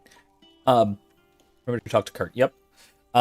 First, though, I want to address Kevin's point that I do think that almost certainly Pilate's question of what is truth was meant as a kind of sophistic dismissal of Christ's claim to be the way, the truth, and the light, and everything about that. That it is a way of rejecting divine.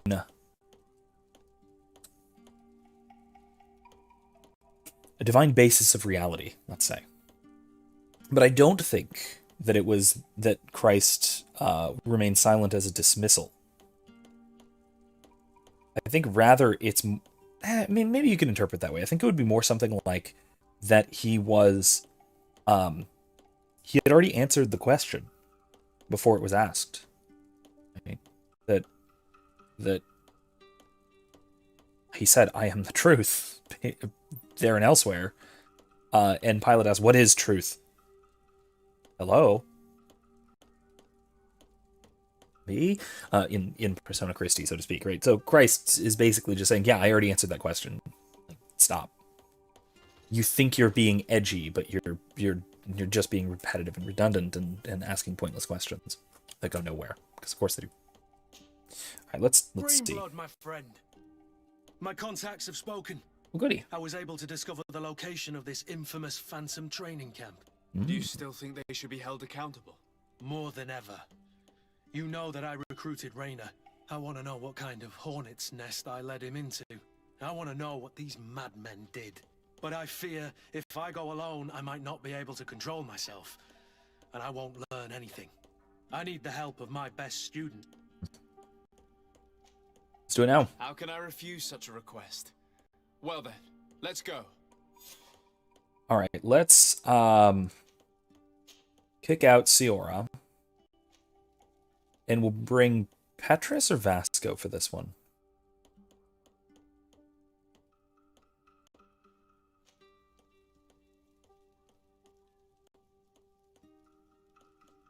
I don't want to bring Petrus.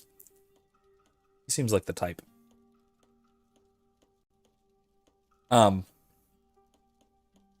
Yeah, that'll be fine.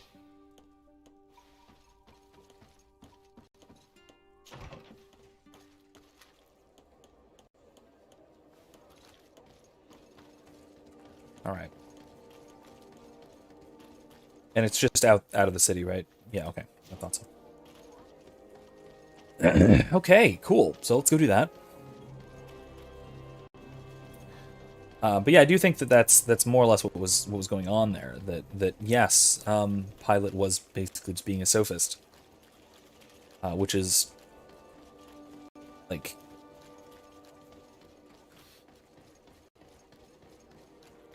another kind of, I guess, slur for the sophists that I like to use, that I used in the video that is, like I said, forthcoming, is rootless cosmopolitan, because cosmopolitan was one of their terms. Excuse me, choked on the bacon. But they very proudly called themselves cosmopolitans. And it's because they had this "when in Rome, do as the Romans do" type of philosophy. In fact, that's vaguely, at least, where that comes from, where that phrase comes from, or at least it's derived from the sophists. They were cosmopolitan, and they had no particular fatherland. They had no patria. They were just citizens of the world, so to speak, that sort of thing. And I think that a lot of Roman officials, Pilate pretty notably, was of that kind of mindset. Kevin says, it's interesting that Pilate's sophistry is tied to his political dilemma. Yes, for sure. Like I said, because I think it's... Because I think it's... Well, I'll continue reading. The difficulties of his office, being in conflict with insurgents and in trouble with Caesar, pushed him into a sort of need to justify various actions against reason in order to live with his situation more easily. Yeah, I think that's part of it. I do think that that's a significant part of it. That,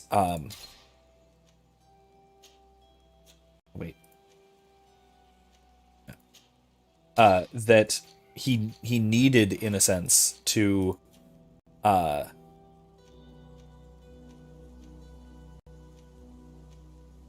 get out of these dilemmas in this way, right? That I don't need this. That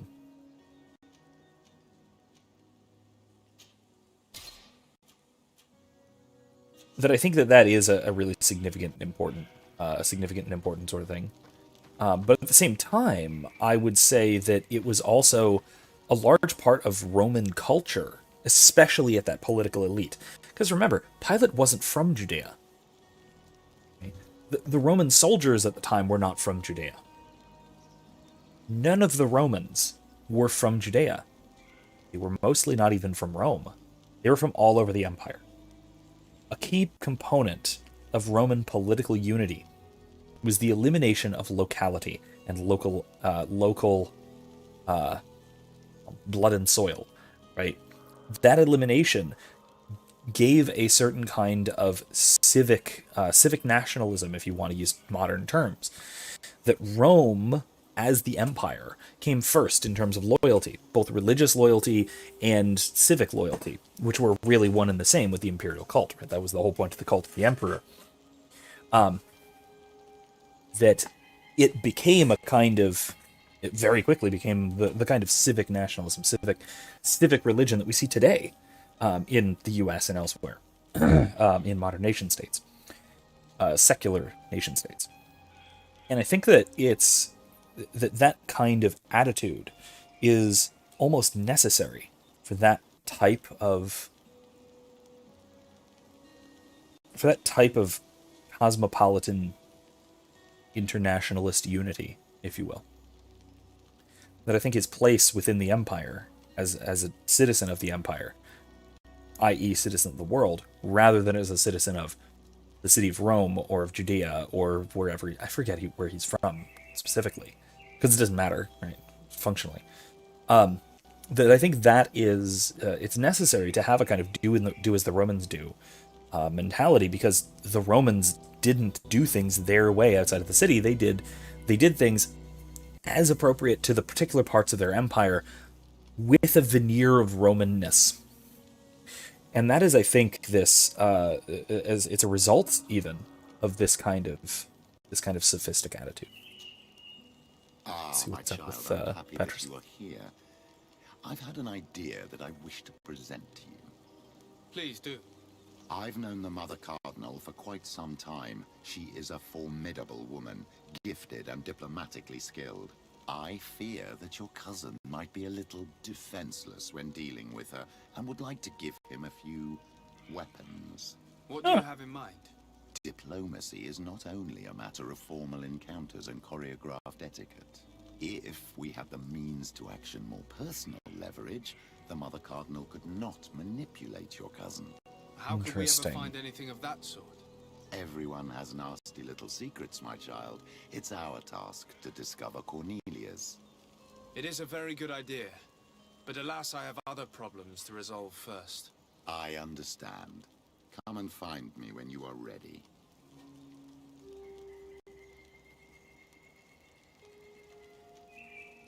I'll see you later, Father. Take care. Yeah, slimy Petrus to the rescue. Yeah. That is pretty slimy, I will say. Yeah, the whole like corruption and blackmail in clerical hierarchies type stuff. Yeah, that's fair. That's I see what you were talking about. Looks like we gotta go north here.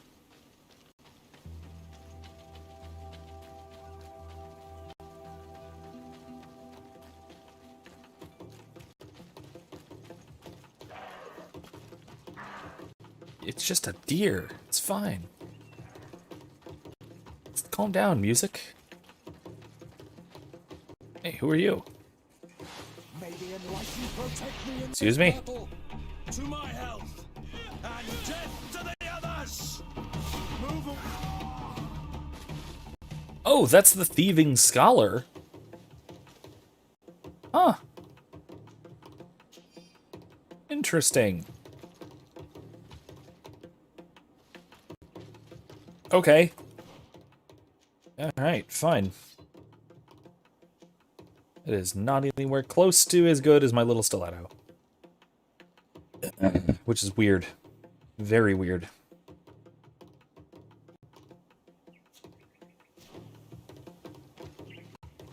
Erica says, let me show you how things work in Deleme. You find everyone's dirty secrets and you blackmail them. I mean, yeah, seems legit, I guess.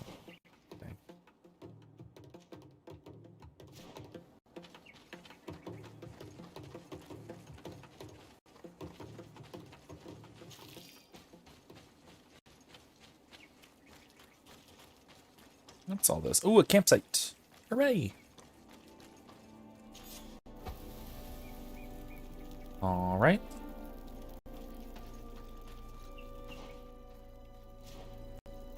Alright, onward we go. But yeah, certainly look forward to that, video up and coming soon, next couple of days. Like I said, I'm gonna shoot for tomorrow, but you know how YouTube uploads go. I can make no promises there. Nothing solid, at least. I'll go there eventually, but for now, let's just continue along the way and not disturb the critters, the local wildlife. Was that? Oh, okay, I thought that was ore.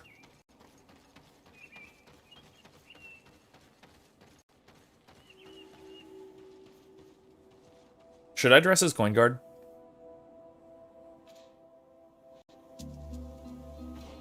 I feel like I should dress as coin guard.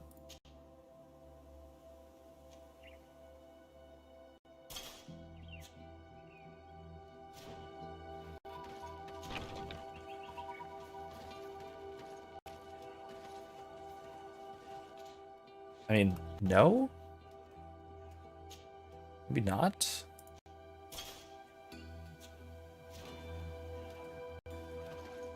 Doesn't seem like it. This doesn't seem necessary, I suppose. I'll just walk in, okay. Huh, alright, fair enough. Oh yeah, Kevin says, I'm glad I joined tonight. I nearly forgot Thursday's off because Thanksgiving. Yeah, absolutely. I'm not going to be here. Sentinels, but I didn't think it would be you, Kurt. Rolf, you're the leader of this camp. Do you two know each other? We train together. We haven't seen each other in a long time. A very long time. The world of warriors is very small, Kurt. What brings you here, my old comrade? And who are these people with you? They're not one of us. My name is Desadeh. I'm the legate of the merchant congregation. And I am yeah, Bishop more Beverus. questions, of course. May the enlightened guide you. These people sure are important. So, what are you doing here? I've heard things about this place. About this very special camp. And we wanted to see what it was all about with our own eyes. That's very nice of you, but visitors aren't welcome in this camp. What goes on here is only the guard's business. Does the same apply to me? Listen, Kurt. I can give you and your friends some answers, but only because it's you. Anyway, knowing you as well as I do, I'm aware I'm not going to get rid of you that easily. So, what would you like to know?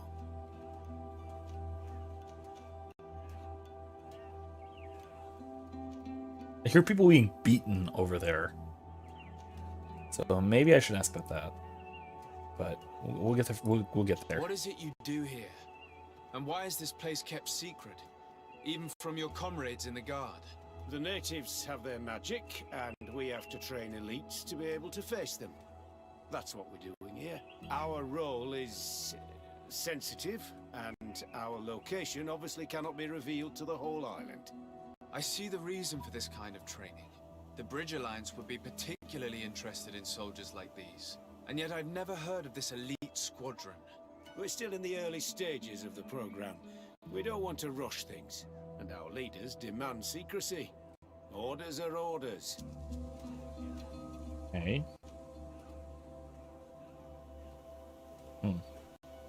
This sounds way more underhanded and sketchy, but he's making it sound like it's not. So there's a weird incongruity here with what I have reason to suspect and what I'm just hearing on the face of it. It's odd. This is a huge camp for such a secret location. How is it organized? The main building is reserved for officers and the wounded. The front and rear of the camp are dedicated to combat training, but most exercises take place outside. Impressive. And how do you manage recruitment? Only the best come here. Those who have combat experience. Once they arrive, they're separated into 2 squadrons, each led and trained by a lieutenant. Yeah, it's 100% sketch. I agree. I agree. It must bring back memories. Yes. Memories of training here at a camp like this? Well, certainly not here, obviously. This hasn't been here that long. Will you tell us about your training? Interesting. That's a sensitive topic. Most exercises take place in the field to get the men used to it. The natives' knowledge of the environment gives them as much of an advantage as their magic. But if you want to know more, you should ask my lieutenant instructors. I think I will. What about the reason we're here? Actually, we found out about this camp while we were looking for someone. A kid I recruited. Rainer. Oh. I didn't know he was one of yours. My condolences.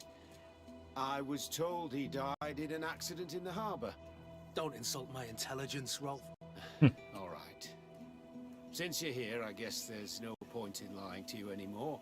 The accident occurred during a maneuver. It's regrettable, But these things happen, you know? We've taken up enough of your time, Captain. I agree, and I have things to do.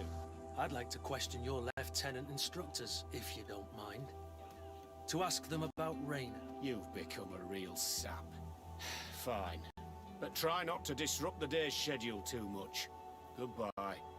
I'm sorry. I couldn't contain my anger. I noticed. Good thing you know this captain so well.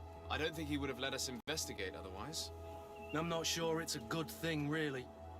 Your aversion is clear. But is it him that you hate? Or what the camp represents, my son?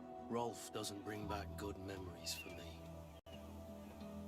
But let's continue. I want to know what's going on here.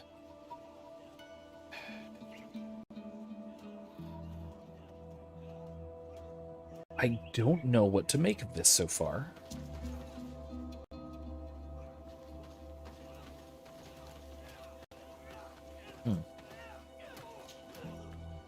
Lieutenant!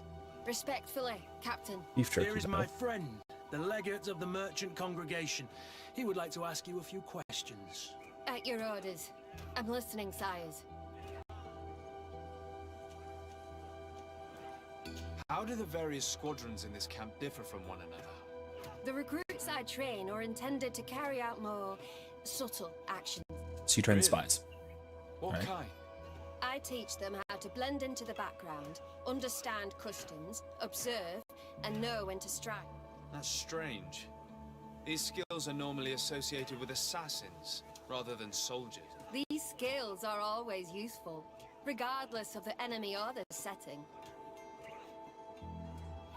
It's true, but this is starting to lean a little bit more towards what I was expecting for a group like this.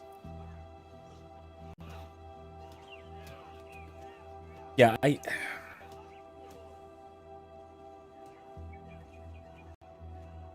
what was the point of coming here aside from finding out what was going on? Then what? Do we want to shut it down? Do we want to try and expose it to someone? Yeah, I don't know where we go from here. I think that's the part that's troubling me a little bit. It's like, where do we take this at this point? That for some reason that's really nagging at me. That's concerning. What kind of training do your men undergo? I can't go into details, but they learn discipline and to outdo themselves. You mean to blindly follow orders, even to their death? Oh no. No, Captain. We also teach them to analyze situations so that they know when to act to avoid risking their life. Hey, that seems reasonable, but...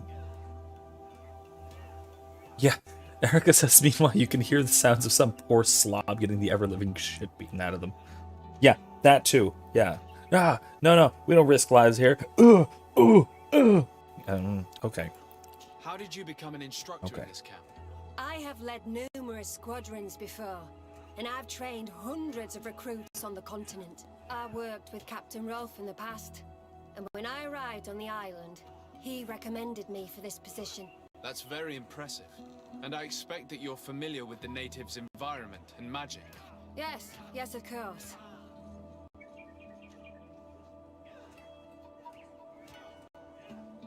Tried to corrupt her? What in the world? Kurt, don't you think that someone this talented fits what we're looking for? You see, we need to find someone who can replace Kurt to oversee my cousin's security. Your cousin is a governor of New Serene, I've heard. It's a prestigious position. Well, that's underhanded. I love it. But an offer like this, made so suddenly, must have a price. We can't hide anything from you. We're trying to find out what happened to Raina, a recruit who trained it.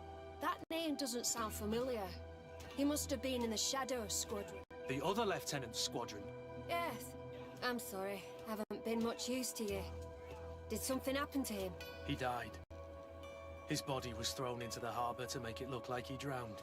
I guess it was one of your recruits. My condolences, Captain. We'll question some of your soldiers. At your orders, but please be quick. I'd like to get on with training. She at least seems sincere. There's that at least. I'm gonna have to fight some of these folks, aren't I? soldier. Captain? We need information. Your instructor authorized us to question you. Of course, sire. I'm listening.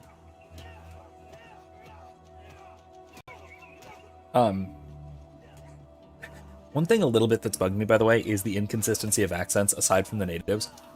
All of the Old Worlders, all the Continentals, have basically the same variation of accents, which are all Northern English. Every one of them is basically some variation on Northern English. Even between the three nations. That's a little weird to me. I would have thought they would have had a congregation accent, a bridge accent, and a Thélème accent, but they didn't. They have the continental accent and they have the native accent, which, okay, fair enough. It makes things simpler. And I guess it makes in some sense, given that the old world seems to be quite cosmopolitan, to go with what we were talking about, but it's a little bit weird to me. It's a little odd.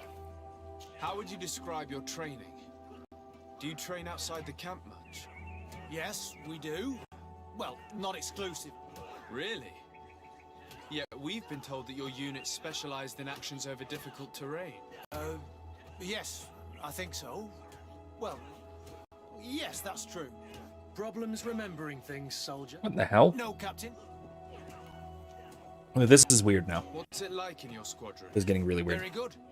The Phantom Squadron is made up only of the very best. Do you trust your comrades? We're like 5 fingers on one hand, sire.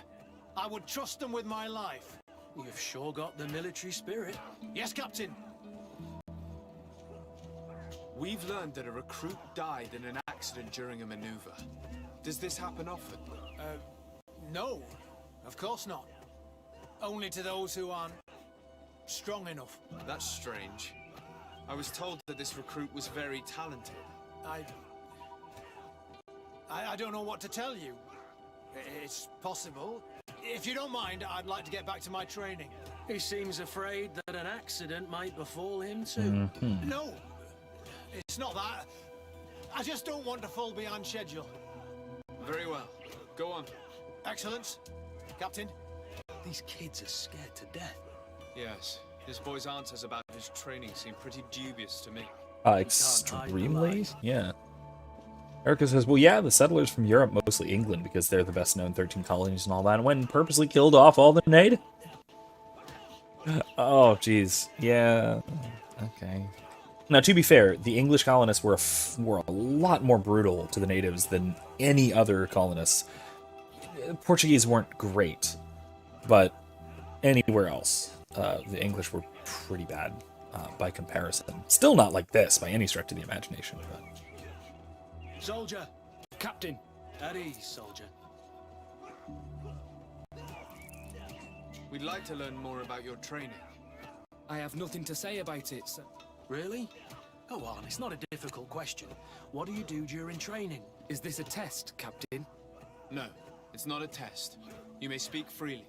Well, training is difficult, but we can't complain, Captain. That's an interesting way to phrase it.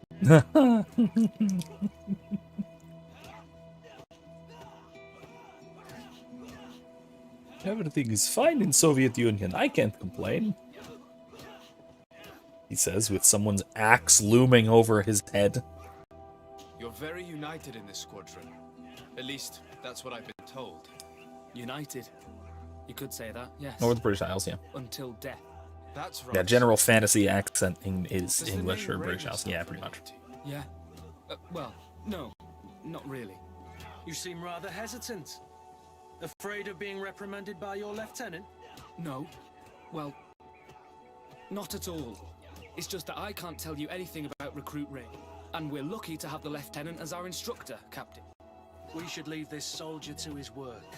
Your name, soldier? Wilhelm. First class recruit Wilhelm, Spectre Squadron. Keep it up, Wilhelm. This recruit Wilhelm, in spite of himself, led on more than the others. His resentment is clear, but he won't divulge anything as long as his instructors are nearby. Interesting. That is true. Although usually you will get some kind of regional variance, depending on a lot of factors in the setting. Like, I mean, honestly, Dragon Age is a fantastic example of this, to go back to our usual Thursday. Which, by the way, Kevin in particular, if you have more arguments to convince me of one class or another, do please let me know. I'm still waffling heartily between the different options. I'm leaning a little bit towards rogue, oddly, rather than warrior at this point. Just looking at the companions, I would like to have both. I'd kind of like to have both Cassandra and Blackwall, and they're both sword and board warriors in my sort of regular party, plus a mage. And I'd rather not have to take a rogue. I mean, I can take Varric. Varric's amazing, but I certainly don't want to take Sarah. You'll see, and I don't usually want to take. Crap, what's his name? The kid. Ghost kid. We'll see. We'll see. We'll meet him. We'll meet him eventually. But yeah, I lean a little bit towards, I'm leaning very, very slightly towards rogue. Because you need to have a rogue in the party. You just need to. But yeah, I don't know. I don't know. I'm thinking about it. I'm still pondering and considering. Anyway. Wouldn't mind warrior, though. Captain. My friend here would like to learn more about this camp. At your orders, Captain. Sir? Can you tell us about your squadron? The recruits who come here are the best. And in my squadron, they get even better. I don't know what else to tell you. They're disciplined, rigorous, and effective. Exactly what you'd expect from the best soldiers. What kind of training takes place in your ranks? Combat in natural settings. Combat against the savages' magic. I'm very curious about how you train against the magic the natives use. Now these are complex, secret maneuvers. I'm very sorry, but I can't tell you. That's a pity. It would definitely be instructive. I'm starting to get a hint, but anyway, like I was saying that I forgot to elaborate on, that the Dragon Age setting does a great job of differentiating accents. You have the sort of rural England, rural English Ferelden accent. Then you have the Free Marches, which are almost an Americanized sort of accent. It's a much subtler accent than the Ferelden British. Then you have Orlais, which is just France. You have the Anderfels, which is German. You have what is it?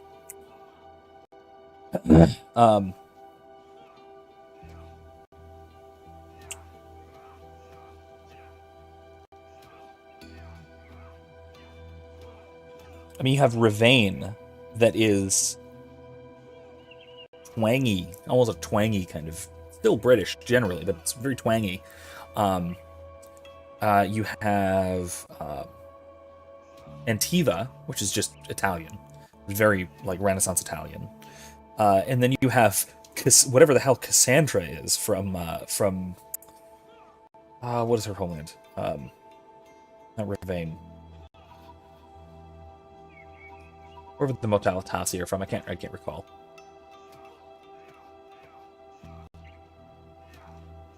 But yeah, they actually manage a pretty consistent diversity of accents and also fashion and style, which is great. I really like it. I heard the recruit Rainer trained here. What can you tell me about him? Oh, he was a good one. He died a little while ago. So we've heard. Your captain told us he died during a maneuver. Can you tell us more? The training we do outside can be dangerous. Unfortunately, Rainer fell to his death in a ravine. He fell? During a simulated ambush. I know, it's not glorious, but it happens. I'd like to get back to work now, if you'll allow it, Captain. Go on. Interesting. We're gonna go talk to some of your recruits. I hope that it won't take too long. We're all very busy here. Fell down a ravine. We'll be quick, Lieutenant. The story about training against magic is a lie. This lieutenant has no idea what he's talking about. So what could they be training recruits for here, then? I don't know. But whatever it is, I don't like. So they're either actually training against magic, like against orders or against protocol, or they are just doing something completely unrelated. Soldier! Yes, Captain. At ease. We have some questions for you. Me? At your orders, Captain. You look exhausted. Is training that rough here? It's difficult at first, but you get through it. Taming fatigue. That's the key to it all. Haven't you ever wanted to stop? You've never doubted your vocation. I'm not a coward, nor a weakling. The strength of the shadow. What is that? Your motto? Our squadrons, Captain. He's brigandine, though. You seem concerned about your comrades. You keep looking at them. No, not at all. Are you afraid of what they might think of you? Absolutely not, Captain. We are all of one mind in this squadron. We are very united. No, you're not. That's a lie. An obvious lie. Since this is such a close-knit squadron, you must have known Raynor. Yes, of course. But he's not part of the squadron any longer. Really? I don't know what you're trying to get me to say, Captain. Raynor left the squadron because he was sent on a mission. There's nothing more to say. Sorry, mate. What? That's not what happened. I don't know anything more. Thank you. That will be all. Thank you, sire. That was a hell of a contradiction. Lieutenants, report. Captain? Could you give us a few minutes and take us around the site? I've never been here before, and I'm curious to see what goes on. I'm not sure if we can, Captain. We are on duty, Captain. Right, Lieutenant. Let's go. Are you coming with us? No, thank you. I'd rather stay here. Take in some fresh air. As you like. In that case, see you later. Huh. That worked. Which one's Wilhelm over here? Ah. Whee.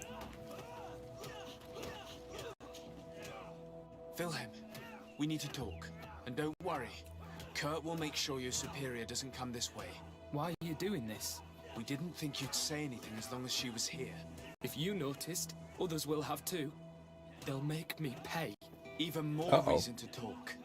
If we have proof, we can take action and close this camp. Well, that's really sketchy. Oh my gosh. Okay, there we go. What would you like to know? What's really going on here? We know that Raynor didn't die in an accident. This is supposed to be a training camp for the Guard's elite. Only the most talented recruits are allowed to join. This is an immense honor, an extraordinary chance. That's what we're told every day. But in reality, it's just hell. What do you mean? Tell me about the training you undergo here. It's more torture than anything else. We're constantly beaten and humiliated, and the slightest complaint only leads to more blows. Why? They even push us to police one another, so we don't dare talk. Whatever the orders, we put our heads down, grit our teeth, and obey. It reminds me of the Ordo Luminis' interrogation methods. The poor buggers end up admitting to anything at all, accepting the unacceptable. I heard them tell you about It's the very specialist Soviet. training against the natives in hostile environment, but what they teach us would be more useful for assassins. Yeah. That sounds right. It sounds very Soviet, really. Especially reporting on one another. Maybe it's something about interrogation hardening. Hardening against interrogation. Something like that, maybe. As for Raynor, do you know what happened to him? Yes. One day he just couldn't stand it any longer. He disobeyed orders, he fought back, and people got hurt. That's when things blew up. They summoned him for night training. What does that entail? It doesn't have much to do with real training. They call us up for it at the last minute. The weakest serve as punching bags for the others, who are encouraged to beat them. If we refuse, we too become the targets. So we join in and strike. If you're looking to punish Raynor's murderer, you can start with me. We all have his blood on our hands. Thank you for telling us all of this. You should get back to your comrades. I hope you can do something. Have this camp closed. Otherwise, I'll soon be as dead as Raina. We understand the risk you've taken. We won't let you down. Thank you. Really. That was truly fascinating. Captain? I've seen everything I needed to see. You can leave us. Yes, Captain. She's very Shall we wet. go?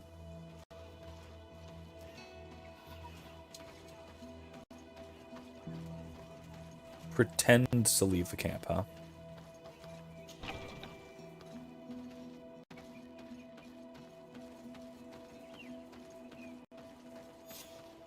Kurt, Willem has spoken. What did he tell you? He said the recruits go through hell. They're humiliated, spy on each other, get bullied. It's essentially torture. Raina wouldn't stand for these methods. He rebelled and was summoned for night training. Are you sure he used that term? Yes, but he told me it's not really training. The recruits are summoned. And the others beat them, sometimes to death. I know. You knew about this kind of training? Yeah. I thought it was a thing of the past. What a monster. How dare he? I'm so sorry. I'm lost for words. Tell me, did you learn anything new? I scouted out the site. There's 2 parts of the barracks we should look at more closely. Rolf's quarters and the basement, which they refused to open for me. These people's methods are despicable. But we can't just charge into the fray. Innocent people could get hurt. What do you want to do, my son? Let's wait for nightfall. We'll sneak into the camp unseen, search the barracks, the private quarters, and then the basement. We might also try to find out where this night training takes place. Yes. I wouldn't want other young recruits to lose their lives tonight. Especially Wilhelm. Oh, hey, it's nighttime. Strange. There's no one left in this part of the camp. Maybe they're in the combat pit behind the barracks. I saw it when I visited the camp. Or they've already left for their night training.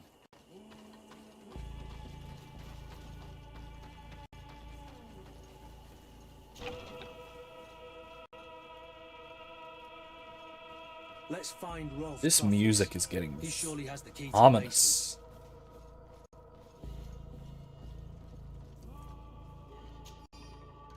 Night training order.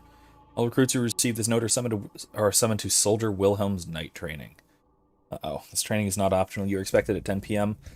on the Forest Trail north of camp. Should a recruit not attend this training, they will be subject to the next training. It's not good. I'm assuming they all are summoned. Which is convenient. Not for Wilhelm. Convenient. It gives us full reign of the camp.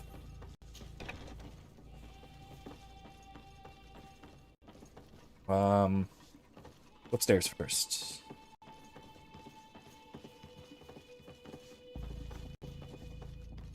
And just barracks.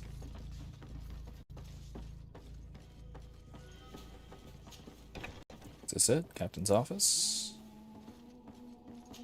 Key. Letter from the commander, Captain Rolf.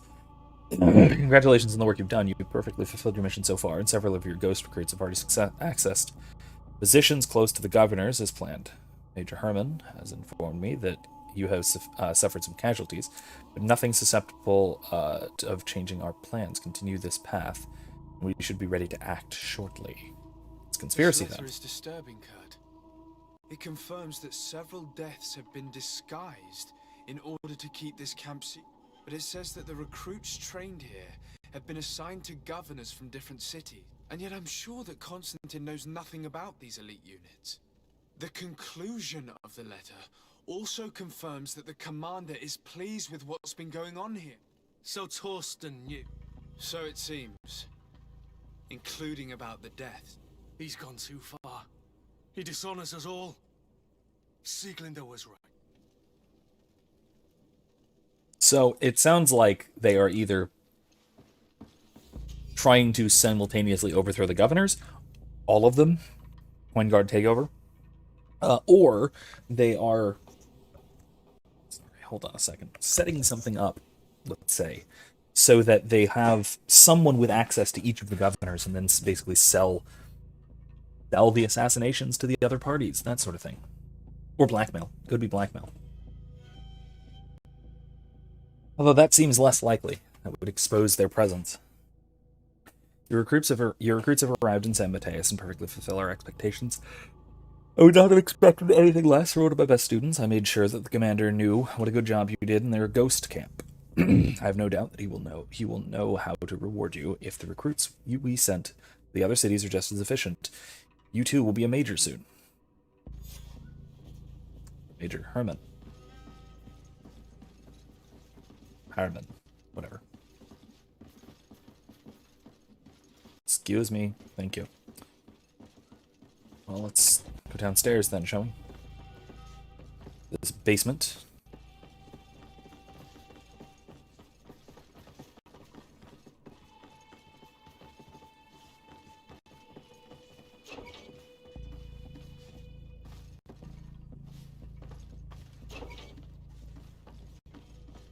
Yeah, they seem to be training assassins? Probably, This room. What could have happened in here? I know this smell only too well. Fear, blood, death. The Ordo Luminis would surely envy such a place if they knew it existed. Oof. That is a great deal of corpse formation report, Captain. We've trained the new recruits as instructed. However, some seem to have a hard time with the lack of sleep, so they were sent to the Black Room to be toughened up. We suffered a casualty, but the experience was very successful. Even though they came out slightly weakened, they were much more cooperative afterwards. This Black document Room. explains a lot. They torture the soldiers to break them. Raynor shows up on this list more than once. He gave them a lot of problems. Those who resist too much are lynched during night training. Rolf, you'll pay for this. Kurt, Wilhelm's name was added to tonight's training. These monsters want to make him pay for the help he gave us. The poor child will probably not survive. We can't let them kill him. We must stop this training immediately. The risk is that Rolf will ambush us. If this boy dies because of us, I will never forgive myself.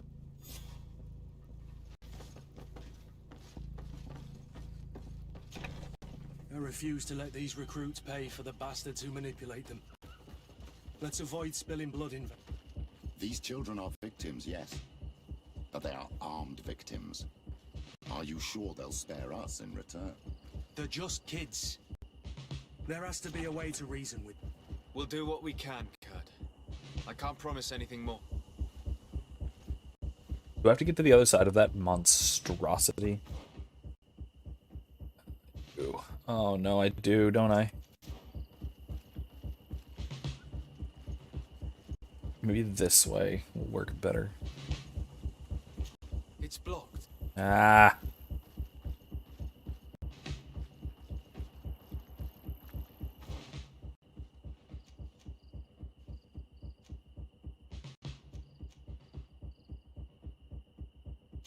Let's do this first.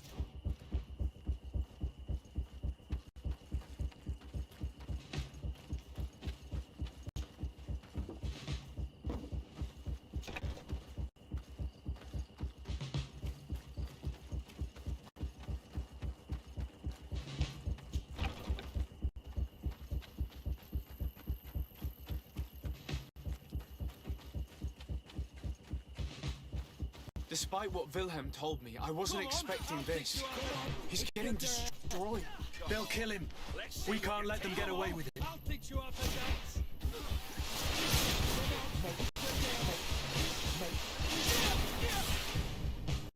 How do I get down?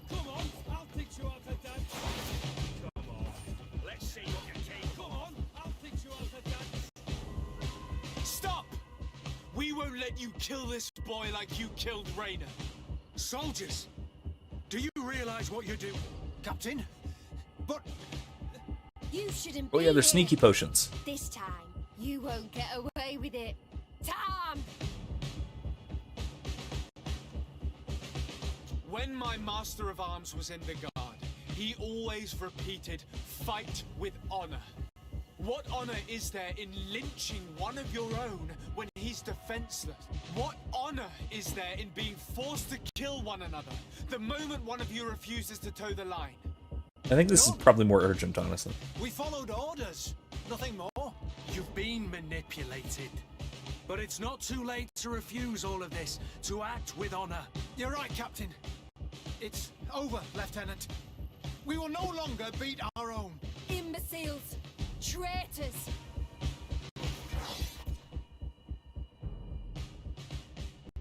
May the Enlightened protect me in this battle.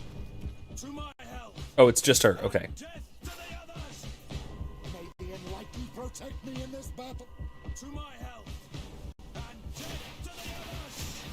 May the Enlightened protect. Okay. Well, it worked. Will you be alright? I'm wounded, but I'll survive. Thanks to you. I'm eternally grateful. Come, Wilhelm. We'll help you get home.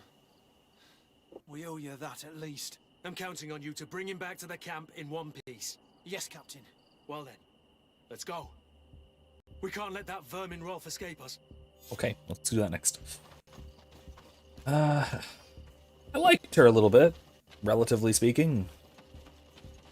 Let's hope that Rolf didn't hear the sounds of combat. Surprise is our best ally. You're right. Let's try to approach discreet.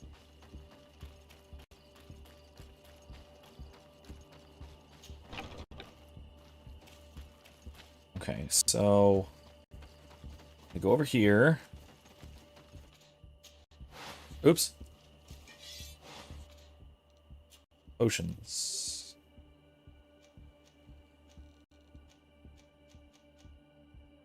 Is it haze? Alright, you know what? Oh, I'm just gonna look it up. I'm just gonna... Consumables.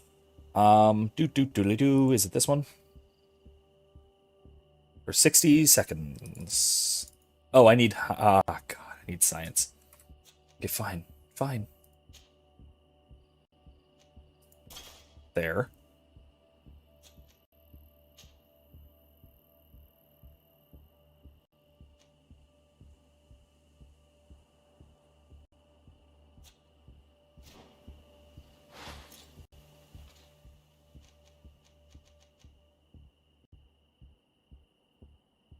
The sneak part is hard? Okay, great.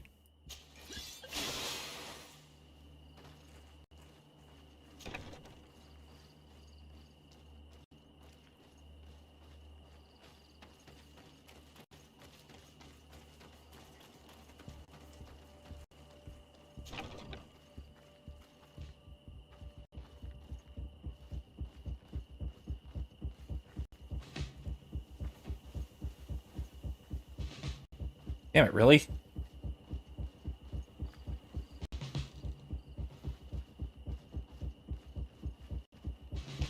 Like, I can't just knock them out?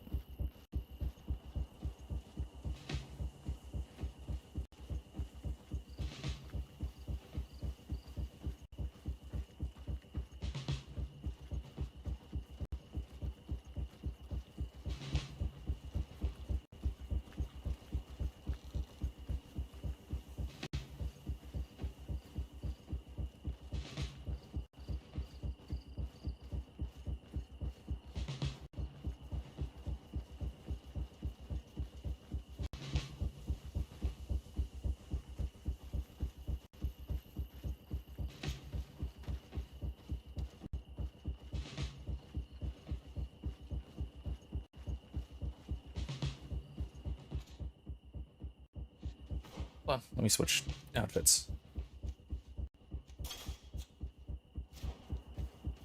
Nobody saw us. All we have to do is ambush them in the pit. Okay, I managed. I think I kind of cheated by going around the weird way, but still, it's fine. So we're gonna ambush them by just jumping in. I don't like this. Rolf, you bastard, how could you be part of this disgrace? You know that this is how the best soldiers are made. Soldiers, grab your weapons! Death to the traitors! Stop! Soldiers, are you really going to obey these scoundrels? Do I need to remind you of the Guard's motto? Where is your honor? I won't repeat myself, recruits. Execute these traitors! Soldiers, listen to your captain. You are the victims of these monsters, and we are here to save you. We're doing our best to avoid a fight, to spare your lives. Well, what do you want us to do? We have orders, and we know what will happen to us if we don't obey. Enough! To arms! Attack!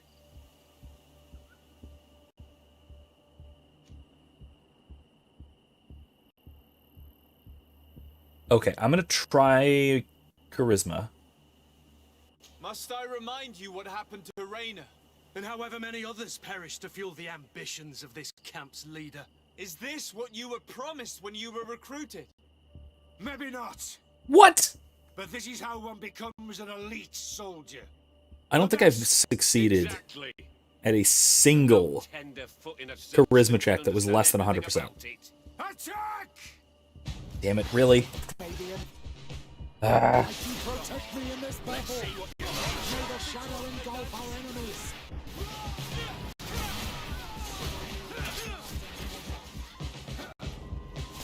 Move away. Things are about to get dicey. Let's see what you take.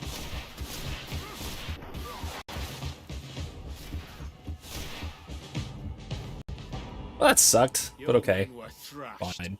You disappoint me, Lieutenant. I expected better from your troops. I'm sorry, Captain. But where's the second squadron? They should have been here a long time ago. Forget them, Rolf. They're not coming back. They were smart enough to surrender. It's just the two of you now. Now that you no longer have lackeys to send after us, Rolf, you'll have to get your own hands dirty. I've dreamt of shutting that big mouth of yours up for so long. May the Enlightened protect me in this battle. To my health, and death to the others! Gunned him down. I already maxed charisma, by the way. You didn't notice. My charisma is maxed, and I wear a cape that gives me +1. I only had a 75% chance.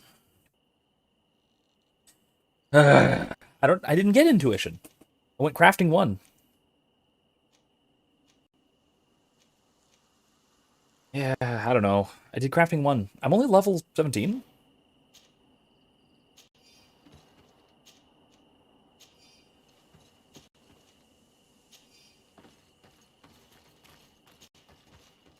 Ooh. Blanched bassinet. So the leather boots. Basement key. No! What? No! Will you be alright, Kurt? No! Yes. Yes. I'll be fine. Yeah, apparently I should have mentioned I'm Wilhelm just glad first. to know that this camp won't kill anyone well. else. What about you, Wilhelm? I goofed it. Thank you for saving my life. Damn it, I Without didn't loot you- everything. I hope you can forget all about this. This is not what the Guard is about. I don't know if you'll be able to forgive us, Wilhelm. I've been in your shoes on other nights. You didn't have the choice. While we wait for this camp to close for good, you'll be under Wilhelm's command. Ooh. You'll soon receive your transfer orders. At your orders, Captain. You'll stay here for now.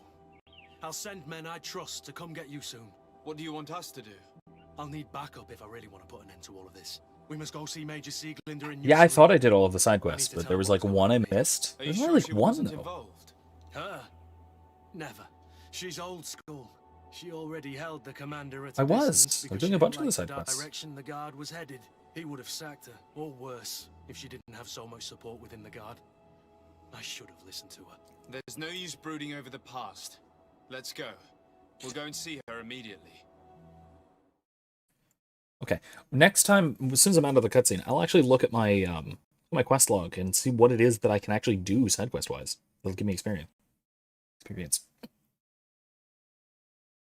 Because if I'm missing stuff, I want to go do it. Now would be the time.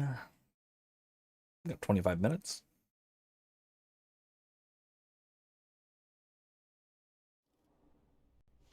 Sieglinde, I need to talk to you. What's the matter, Kurt? We've just returned from a training camp. A secret camp, where elite soldiers are trained through terror, humiliation, and torture. Don't tell me that. Yes. One of my recruits died, and he wasn't the only one. It is designed to create a regiment of assassins. I am sorry, Kurt. I knew something was wrong, but I never would have thought it'd go that far. We put an end to it all. We had to. But Torsten allowed it, even encouraged it. I told you that the commander's ambition would end up leading us astray from the ideals of the Guard, and that we would pay the price for it. Yeah, no kidding. At the time, I told you you were exaggerating. That he had his reasons. What are you gonna do? I'm going to speak out, Sieglinde. And reveal the commander's project to the governor of the congregation. If I were as close to him and his family as you are, I would have done so a long time ago. I know. I feel so stupid for not having understood Torsten's scheme. I'm assuming Kevin's sleeping. You've always been a loyal person, Kurt. And too many loyalties are sometimes hard to reconcile. That's true. Torsten That's betrayed actually a us major all. consideration. I'm counting on you to make him pay. Believe me. I mean, that's the whole thing with oath taking, right? Why we don't take oaths. Goodbye, Kurt. My men and I stand with you. You know, solemn and unconditional oaths can easily conflict with one another, and that can be a huge problem. All right, let's heck yeah, give him a nice coin guard helmet.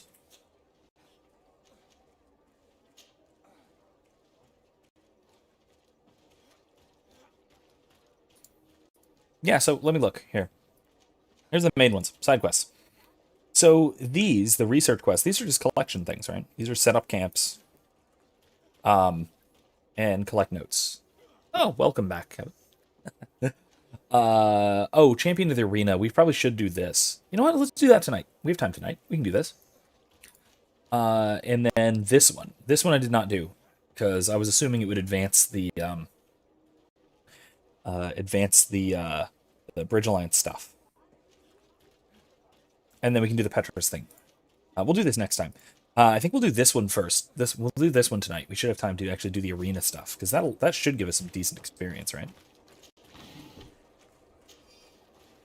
I would think. Okay.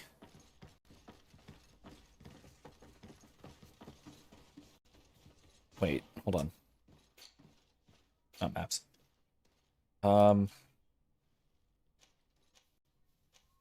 No.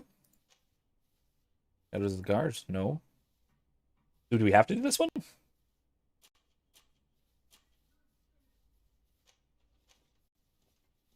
No. Okay. Well, I guess that's all. Isn't it? Where the heck's the arena? I mean, it's through the... It's in the Quinn Guard barracks, but...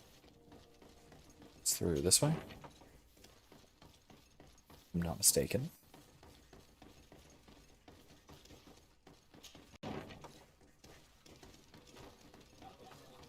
Okay. Let's go actually do this arena fight. Good day. Interested in making a little wager? Unless you'd rather fight. Let's arena. What type of fighting goes on here? Ah, there's a bit of everything.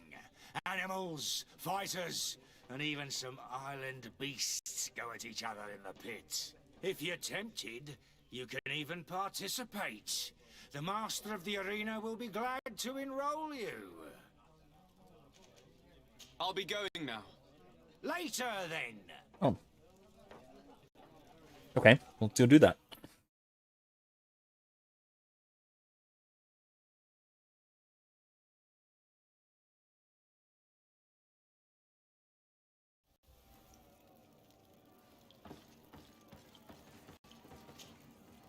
Ready to excite the crowd?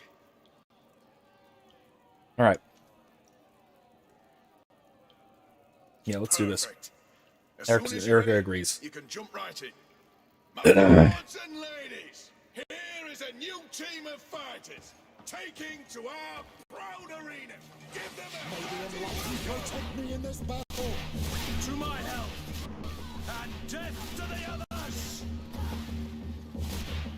Move away! Whee! May the enlightened protect me in this battle. To my help, and death to the others!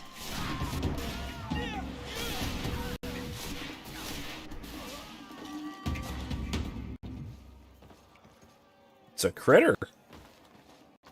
To my help, and death to the others! May the enlightened protect me in this battle. Excellent. Okay, not bad. The public really appreciated it. Now that was a challenge well won. Okay, let's keep going. Second challenge. As soon as you're ready, you can jump right in. You saw them win the first challenge with audacity, and here they are again for the second. That's a lot of those things. May the enlightened protect me in this battle. To my help, and death to the others! Move away, things are about to get dicey. May the shadow engulf our enemies. Your magic is running out. Take a potion. Now we're fine. To my help, and death to the others! May the enlightened protect me in this battle. Move away, things are about to get dicey.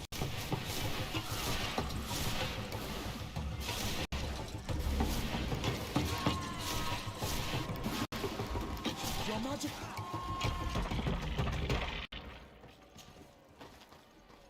May the enlightened protect me in this battle. Move away, things are about to get dicey. May the shadow engulf our enemies.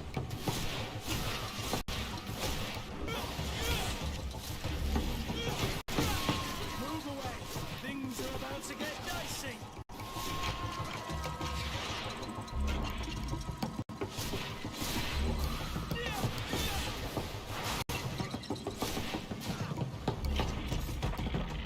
Excellent. Hey. The public really appreciated it. Now that was a challenge well won. Well, not leveling yet. Let's do the third challenge. Perfect. As soon as you're ready, you can jump right in. Here for your greatest pleasure. Bat things. May the enlightened protect me in this battle. To my help, and death to the others! May the shadow engulf our enemies. Move away, things are about to get dicey.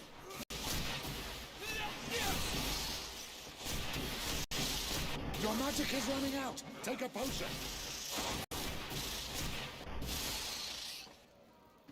All right, not bad, not bad. There's more of them now. May the enlightened protect me in this battle. To my help, and death to the others! May the shadow engulf our enemies.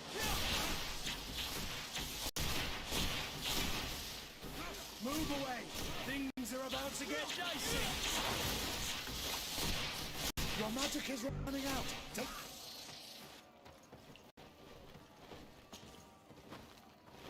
May the enlightened protect me in this battle. To my help, and death to the others!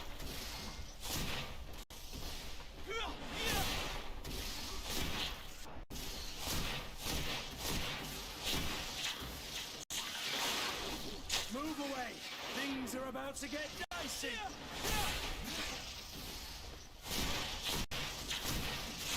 Your magic is running out. Take a potion. You're running out of energy. Drink a potion. Move away, things... Excellent. There we go. And the public really appreciated it. Now, I'm gaining experience, right? All right, let's see. Keep going. There's a fourth. All right, let's do the fourth. Perfect. As soon as you're ready, you can jump right in. You've grown to love their faces. You know their tactics. let's level up first. More healing. I almost want to do agility, but no. Actually, I almost want to get accuracy so I can use more better guns, but no, it's fine.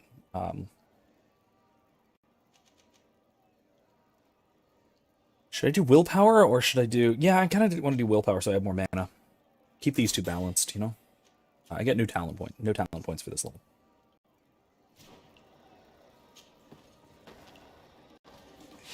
May the Enlightened protect me in this battle.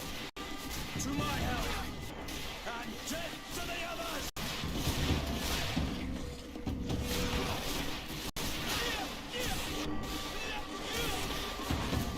Move away! Things are about to get dicey!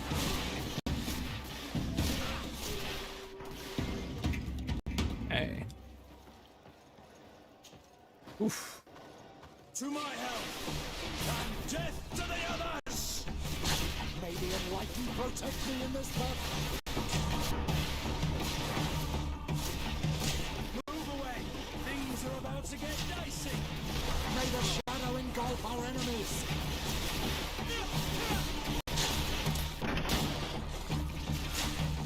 Move away! Things are about to get dicey! Your magic is running out. Take a potion. May the shadow engulf our enemies.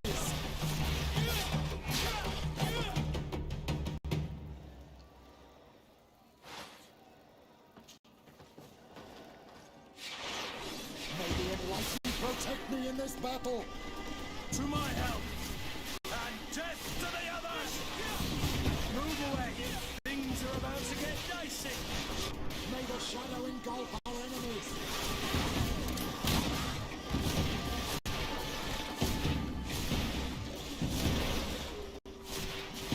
Your magic is running out. Take a potion. Move away! Things are about to get dicey! You're running out of energy! Drink a potion! Your magic is running out. Take a potion. May the shadow engulf our enemies.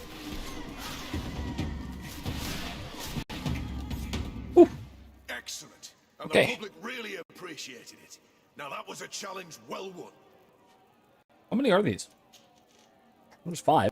Perfect. All right. As soon as you're ready, you can jump right in. Incredible! Who would ever have believed that our excellence... Oh, this isn't good. May the Enlightened protect me in this battle. To my help! And death to the others! Move away! Things are about to get dicey! May the shadow engulf our enemies.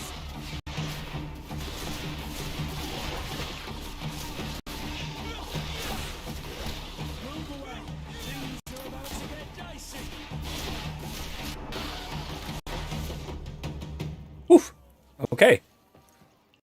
All right, this is getting to the point where I'm actually having to try a little bit. May the Enlightened protect me in this battle. To my help! And death to the others! Come on, if you may the shadow engulf our enemies. Come on! Come on, fight! Move away! Things are about to get dicey!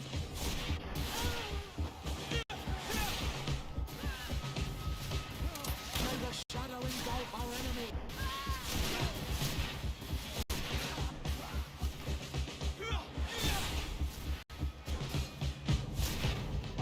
Okay. All right, this is well, things are getting dicey. Oh, that looks really cool. That looks demonic. That legit looks demonic with a sword. That looks like a demon from D&D. All right, here we go. Cool time. May the Enlightened protect me in this battle. To my help! And death to the others! May the Enlightened Just sapping its armor a little bit. Oh! What is happening? protect me in this battle. To my help! And death to the others! May the Enlightened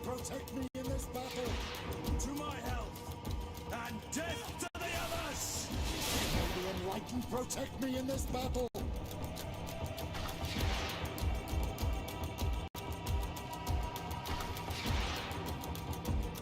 No more armor. Cool.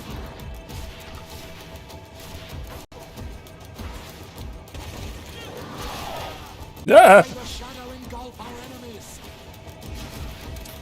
Move away. Things are about to get dicey.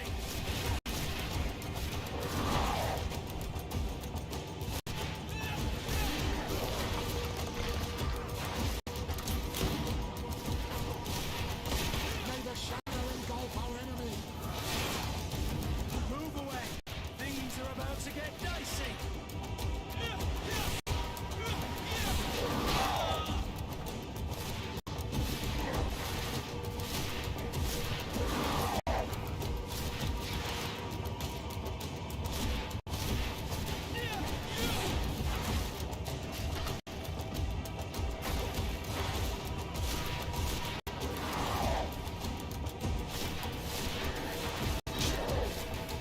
May the shadow engulf our enemy. Move away. Things are about to get dicey.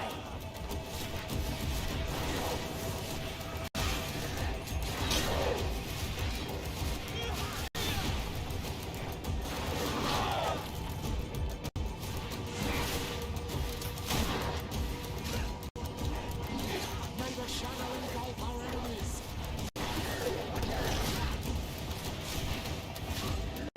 Move away. Things are about to get dicey.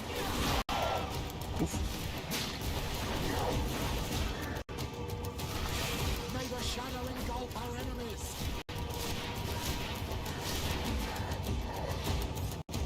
Fantastic. Okay, that's cool. You are now a champion of the arena. That's really cool. I'm so glad it took healing. This is the first time I've ever seen such a young team leader win the title. Allow me to give you this. The prize That was really cool. awarded to champions. Cool boss fight. Thank you. Very demonic. Very cool boss fight. That's the whole I thing. need to get going. All right. Toodles. Pity. That was neat. Well, come back again soon. This is what happens. I mean, I am, to be fair, I'm on normal. Or, I'm sorry, I'm on easy. Not even normal. I am on easy. So, that should have been a bit harder. But it was not easy. It didn't kill me. But I'm very glad that I took that healing spell. If I hadn't, that would have been really rough.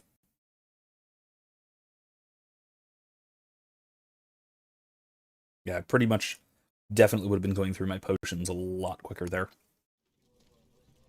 Thing hits like a truck. Or, you know, like a demon with a greatsword. Alrighty then. So, there's that. Probably do this next. Actually, no. I think we'll do this. We'll do Petrus's thing next. Unless it takes us to the bridge territory. Which, I mean, we'll probably do that next time anyway. Next Monday. So, we're about out of time. I am going to wander on, or meander on back towards home. Stop off there, and I can do some crafting and stuff on the way, on the in-between. See, this is what happens when I actually add a little trinket babob to my armor. Anyway, so thank you guys for joining me tonight. Once again, as I have noted before, we are not going to be streaming on Thanksgiving. That is Thursday. I am hoping to get out that video tomorrow or the next day, certainly before Thanksgiving. So if it does look like it's going to take until then, I will wait until after Thanksgiving. I don't want to release a major video on Thanksgiving Day. So I might have to do it like Friday morning, or maybe set a premiere so we can all watch it together while I'm on vacation. Because I am going away over the weekend, visiting some families coming in from out of town, that sort of thing. So it should be a wonderful Thanksgiving break for me. A hopefully good Thanksgiving break for my students, assuming that they don't wait for the last minute to do the paper that's due when we come back. Come on, guys. I'm watching you. If you happen to know about this and happen to watch it, then get to work. Now rather than later. Anyway, that aside, thank you all for joining me. And I hope you have a wonderful holiday, a wonderful Thanksgiving. wonderful little break. Stay safe on Friday. I know it's Black Friday and all that. You know, avoid any of the worst of the worst of the stuff. Avoid the you know, getting stuck in traffic and driving into underpasses like I almost have once. I wasn't driving. A friend of mine was driving. But still, close enough. Do the attack on caravans first. Okay, I will set. Oops, that's a Q. No, I didn't need to talk to you, Vasco. I'm sorry. Hi, Vasco. I'm not going to ask him that. Degenerate, do you take me for? Anyway, no, I'm going to. I will mark that so I don't forget, because it'll be a full week. So I'll put that as my active quest so I don't forget. Anyway, happy Thanksgiving. Hopefully, you will enjoy my my video on sophists and the Euthydemus, Plato's Dialogue Euthydemus, and those prosecutorial bastard sophist types that we all know and love and hate. Know and love to hate. How about that? And we can come back here on next Monday, keep playing right where we left off, and then Thursday, next Thursday, we will be continuing the Dragon Age saga, and we will be picking up Dragon Age Inquisition. So if you have any arguments for what class to play, please give them to me. I'm still racked with indecision. Thankfully, I have a week and a half still to decide. But I'm still utterly racked with indecision. I am going to be playing a human female. I've pretty much settled on that. I'm not sure whether I want to play a mage, a warrior, or rogue, though. I'm leaning a little towards rogue. I haven't before, and I like the dual daggers thing, kind of. Always do a mage. Always love mage, but maybe not. And then, of course, there's also the BioWare exclusive romance question, which is probably between Cullen and Blackwall. Anyway, all of that, we have plenty of time to decide. Class, we got to figure that out soon, but we'll get there. Anyway, thank you all once again for joining me, and I hope you have a wonderful Thanksgiving and a good night. See you next time. Bye.